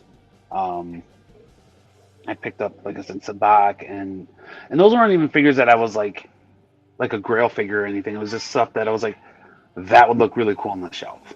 Yeah. There's nothing wrong with that. Yeah, absolutely not. Like, there was a time when I was like, yes, I need to find this. I need to find this. And I got those fairly early on in my Mythic career here, I guess. That was Pixis. I got him on an in-stock sale. Yeah. So, again, I got really lucky and got him at their cost. Yeah. Is this on an ISS? Yeah. Well, it was the major one a couple years ago, Exodus. Yeah. Yeah, it was Exodus. Yeah. When they were clearing out the warehouse, I guess. Yeah. And The fucking I was like, bloodbath. What a hell of a sale. right? That was amazing to be a part of that too. I mean, Yeah. even with the in-stock sales, I don't really participate in them, just because it's not. I don't know. Like I said, I'm not gonna fight anybody for it. But if I could get on and try to, Yeah. great. But I'm not like that kind of collector, I guess. It's all good. I do have another question. Yeah. So, with all the beautiful, amazing stuff you're doing, have any plans to do something that you would consider fitting for like the cosmic universe? There have been some thoughts going around. That's about as far as I've gotten. But there is some stuff hopefully good coming out with. I like what I'm hearing. End Fade transmission. Needs a black end transmission. Oh, there we go. Sorry. Somebody's calling. Jonathan just shut him down. He's just like, So, The biggest Shut 'em tease of down. all. so I have a follow-up to Jonathan's question. Would any of these cosmic make an appearance at Legion's Con, or are we talking very early stages, like it's just an idea at this point? At this point, it's just an idea, but it's not too far off to say that some of them could pop up at Legion's Con this year. Okay. So, but that it really just depends on the stuff that I'm kind of working on. I got some collaborations coming up with some people, Nice. and yeah, I got to figure out how to incorporate the stuff that we've been talking about. So instead of a fountain die, you're talking about a cockpit dial that the pilot could sit in, right? Is that what you're saying you're going to be bringing? No comment. I like it. Reynolds, what's up, my boy? Reynolds. What's up, Reynolds? Yeah. What's Fuck going yeah, on? dude. That's awesome, dude. I can't wait, dude. I can't wait. Like I said, so much. It's so cool to think about all the cool shit that, you know, guys like you and everybody else is bringing. And like I said, giving everybody the love and support and having you guys as friends and mentors and you know, to vibe off of you guys and to be inspired by you guys. And just like us, you know, the guys that are inspired by me to do the work that they do. It's just an incredible feeling. Oh, this community is amazing. Like I've never been a part of anything like it before. I speak truly for myself too. Neither have I. In all the years that I've been collecting, nothing compares to this. Right. Like the only thing the closest that could come to this was I went to art school for 5 years, and it's almost like that, but it's intensified. Yeah. I mean, there's no real teachers to go to. It's just people learning off of each other. And yeah, like, you know, like I work on the fountains, you know, you do really kick-ass customs. Like we're all like, we all have our strengths, and even our weaknesses aren't even weaknesses. They're just, Not hey, at all. I'm not good at this, but I know people who are. I'm going to watch them. I'm going to feed off of them, and I'll get better. Yeah. And everyone is so encouraging of that. I love it. Shit, honestly, man, I've been attending art school for free for the last 2 years. You know what I'm saying? Okay. with all the knowledge that I've gained from so many of these great artists and people and mentors, I mean, it's been art school for free for me. I'll tell you that much right now. Because I'd be nowhere as a customizer if I didn't have half the people that I've looked up to in this community that have shared so many great tricks and trades and tips and how-tos. I mean, I'd be nowhere near what I'm doing now. Nowhere near. Same. Yeah. So do you have any other customs that, like, so obviously you do the fountains, that's sort of like what you're known for now, but you shared your Sonic custom with us earlier. How about, like, so you must have a history of doing some customs. Do you have any favorites that you want to tell us about? I'm pretty proud of my Cthulhu one that I did a couple years ago. I did a Oni type of figure. Nice. But it was the Oni that I did was from a game called Dead by Daylight. It's a survival horror game, and my son and I made some customized figures of the killers, and one of the killers in the game is this giant Oni figure, and he's I used the ogre scale, and he's just big and brute, and just he looks fucking badass. That's awesome. It's awesome too to hear that you're sharing the experience with your son as well. That's awesome. I mean that's such a good vibe in my heart every time I hear that when someone, you know, outside of them being a collector and a geek, that they can share that with their children and their kids are into it, and they, you know, like I said, it's that extra time that, you know, maybe you're not at, I don't know, a ball game or whatever else you might do on the outside, but something that, like I said, speaks to both of you that you can share as a you know, as one thing. It's so awesome to hear, man. It's awesome. Yeah, it's been amazing to share the hobby, share the one-on-one time that we get to kind of paint. And when we were doing the turtles, like after he was done with it, the first one, he's like, I did this. I can't believe I did this. Like, and I showed him how to do the washes and like all that kind of stuff. I did the little small details that he just doesn't have the accuracy for, but he's getting there, and he's willing to want to do it is quite fun to see. Yeah. And that sense of accomplishment that you've given your child, I mean, there's nothing that can replace that. That's golden, man. That's golden. And everyone that came and saw the turtles today, he was like right there. He saw someone look at him. He was like right there, and he was like, "Hi." Yeah. Yep. He's like, yeah, that was me. Yeah. That was me. That's awesome. Yeah. And that's Hell it's yeah. like, it's a way to like connect, like, because you have like a whole lifetime like of experience, different things that you're into. You've been exposed to all different kinds of images and different interpretations of things and characters, and our kids haven't. Most kids that I know, and both my kids, are creators. Like, they love creating, like, that part of it that I think is harder for like an older individual, like an adult, to get into. Like, the older individual might have better know-how or might have a better wealth of experience to draw upon to like bring different images into stuff, but a kid is very easily crosses the initial threshold of creation. You know what I mean? Like, my kids are like creating like all the time. So like even my daughter, like she's creating so much that like she likes like the little plunger lanes. Like she's like making clothes for them, like cutting up like fabric, paper, and doing, and like all of a sudden I'll be like, my wife is like, "Did you do this to your figure?" And I'm like, "No, but I sort of wish that I had." I'm like, right. Yep. So it's like a really cool way to connect with like two people with completely different, bases of knowledge and experience, but both have sort of an advantage in different ways. Like, like I look for different things like that to connect with stuff that I love with my kids, and like that's definitely a way where you can do it. Yeah, I love seeing it through his eyes. It's amazing. Yeah, absolutely. That's awesome. Yeah.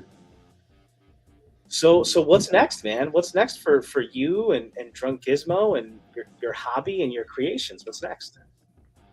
Pushing the boundaries.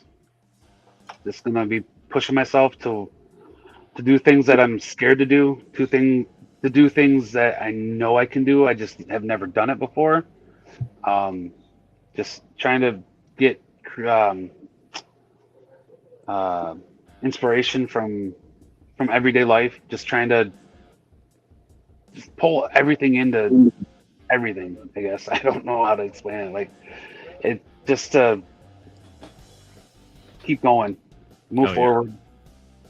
And hey, if you're willing to jump off that bridge, we're willing to jump off with you, bro. That's all I'm saying. Hell yeah. Hell yeah. Wow. It's awesome. Yeah, it's I think this year is going to be bigger than it was last year. Even though last year was pretty big for me, I think this year is going to be even bigger. So, especially with what I want to do with more dioramas and bigger dioramas. So yeah, bigger dioramas, you say? Yeah. Yep. Hell yeah. Dioramas with possibly lighting effects, you say? You didn't say that. they could have lighting effects. They could have fog effects. They could have real working water effects. I don't know. It's insane. You're speaking my language now, man. He's talking dirty to me. Exactly. I literally have a table over there with a bunch of like Legions and Legions adjacent figures with an Enviroscape on it, just waiting to be replaced by a Drunk Gizmo Customs original. And anybody that remember, you guys know what Enviroscapes are, right? No. They're like the weird little, like little environment things that like you can plug in and set up like in anywhere in your home, and it's supposed to be like a feng shui thing or whatever. There's no blocks and something else, and like there's like a little waterfall with real water, but like, which is cool, but not something as cool as what Drunk Gizmos would come up with. Yep. I don't know about that, but thank you very much. How about that? Don't worry, bro. You're headed in the right direction. I'll tell you that much right now. You're heading in the right direction. It feels like it. Where did the name Drunk Gizmo come from? It's my gamer tag. Has right been on my PlayStation since like 2008, 2009. Nice. Yeah, it was after a dog that we had. His name was Gizmo, and it just kind of rolled off the tongue, and I was like, "Yep, that's it." And I actually asked around before I actually went in, like made that my name. I said, "Is this like too like juvenile, or does it sound cool?" Like, I think it sounds cool just because it's been me for, I don't know, 15 years on online gaming and stuff. But Yeah. I don't know, just kind of everyone seemed to like it, and I was like, all right, we'll go with it. So Yeah. That's awesome. yeah. Hell yeah. All right, How was guys. your day? Pretty good. I mean, I've just been kind of like living vicariously through everyone that was at Muskecon. Yeah. I was happy to talk to a few people that were there. I know our boy Late Night was out there schooling the kids on this painting game. So, right, Eric? Yeah, I was having some fun with some painters today at one of our local game shops, and yeah, sitting around with people and showing off some of my customs, and a lot of first time painters out there, and I was just diving in with everybody, so it was really cool. That's awesome. Yeah, I had a really good time. What about you, Ryan? Well, I was also live with Jonathan earlier when we took the tour through Curtis, through your booth. And yeah, I'm just riding everyone else's coattails. Oh, man. Ryan's been out there killing the game with photography, man. His shots over the last few months, really dope, man. Really great work. Digging it. Yeah, I appreciate you. yeah, absolutely. And truthfully too, like just like what Nate did with his shot with your custom, I want to see a lot more shots, in the next, few years or months or, going forward. I want to see a lot more stuff done with your stuff involved with, especially with the Mythic stuff. It just works so well, dude. It just works so amazing. There's such amazing pieces. It's just like, I'm truly surprised there isn't more. And I think there might be because Trevor has one of my fountains. Yeah. And that right there just blows my mind. Yeah. In itself. But the possibility of what he could do with that. Yeah. What Trevor could do with it. Oh my God. Where those pictures could end up. You know what I mean? Like next year's calendar. I'm just saying. Or promotional shots for the next wave. Yeah. Either one. Trevor, if it ends up in a 1/6 shooter picture, you made it. Yeah. And dude, how pinnacle would that be? You know what I mean? Yeah. How freaking awesome would that be? I mean, this last year has been surreal, but that would be like, is this life right now? Yeah. Right. Yeah. Someone just cut me. Just take the knife and cut me. Don't even pinch me. Yeah. Yeah. That's what I'm saying, man. That's what I'm saying. That's like I said, I'll be the least surprised when it does happen. You know what I mean? Because like I said, your stuff's at that level, dude, and it's just like I said, it's so well deserved to get you to that point and see it happen for you. It's like I said, that means a lot. Thanks. It just seems weird because I guess that kind of how everyone kind of feels in like this kind of situation, but like it's just me. Like I don't feel like I'm anything special. I got this little thing that I do on the side, and everyone seems to like it, but I still don't feel like I'm anything special. No, I feel you, man. I totally feel the same way, but I mean, it doesn't stop me from cutting to the front of the Legion's line and going right to the 4 Horsemen table. Y'all know who the fuck I am? Yeah. Your attorney. Get out of my way. Say no more. As good as your stuff was last year, and it is great. Don't get me wrong. I feel like every time I see you post, it gets better and better. Like there's just little stuff that you do that elevate your fountains every time that I see it. Yeah. And dude, I can't sing your praises enough. If you don't own his piece, you need to own one. Yeah, absolutely. Get on it. Absolutely. What are you doing if you don't? Yeah. Yeah. It's like, I don't know.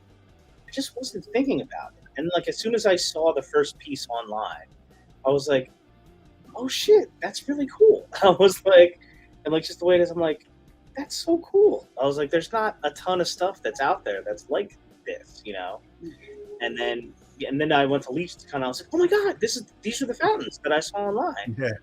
And like they were all so cool. I remember I don't know if you're gonna remember this, Alex, or not, but like I went back to your table, like I looped like on that Saturday. I must have stopped 5 or 6 times.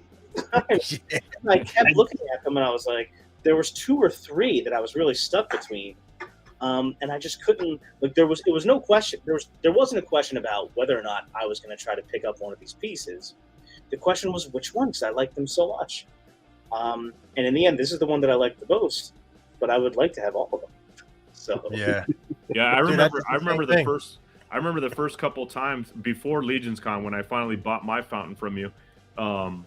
You had posted, or people had posted some of your fountains on the Cabal that they had picked up from you. I guess you had made a couple and you made them available. And man, I remember the FOMO I was going through. Like, oh shit, look at those, dude! Like, how did you guys find those? Like, who's making that? Like, what the shit? Like, oh my god, those are incredible. It was like, That was a year ago.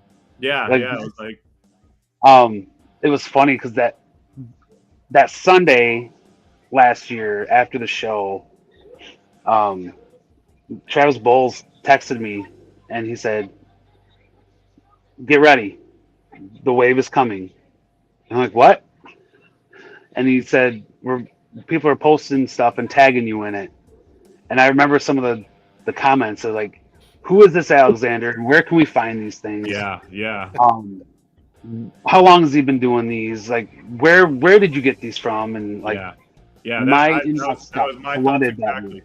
Those were my thoughts exactly. I'm like, who is this guy? I need to know who he is. Where do I get this? This thing's fucking cool, dude. Like, yes. It was like, oh, I have to have one. Yeah. The first time I ever saw one of your fountains was Travis Bowles' post. Mm-hmm. Yeah, that was the one that he bought last year. Was the very first one I did, and damn.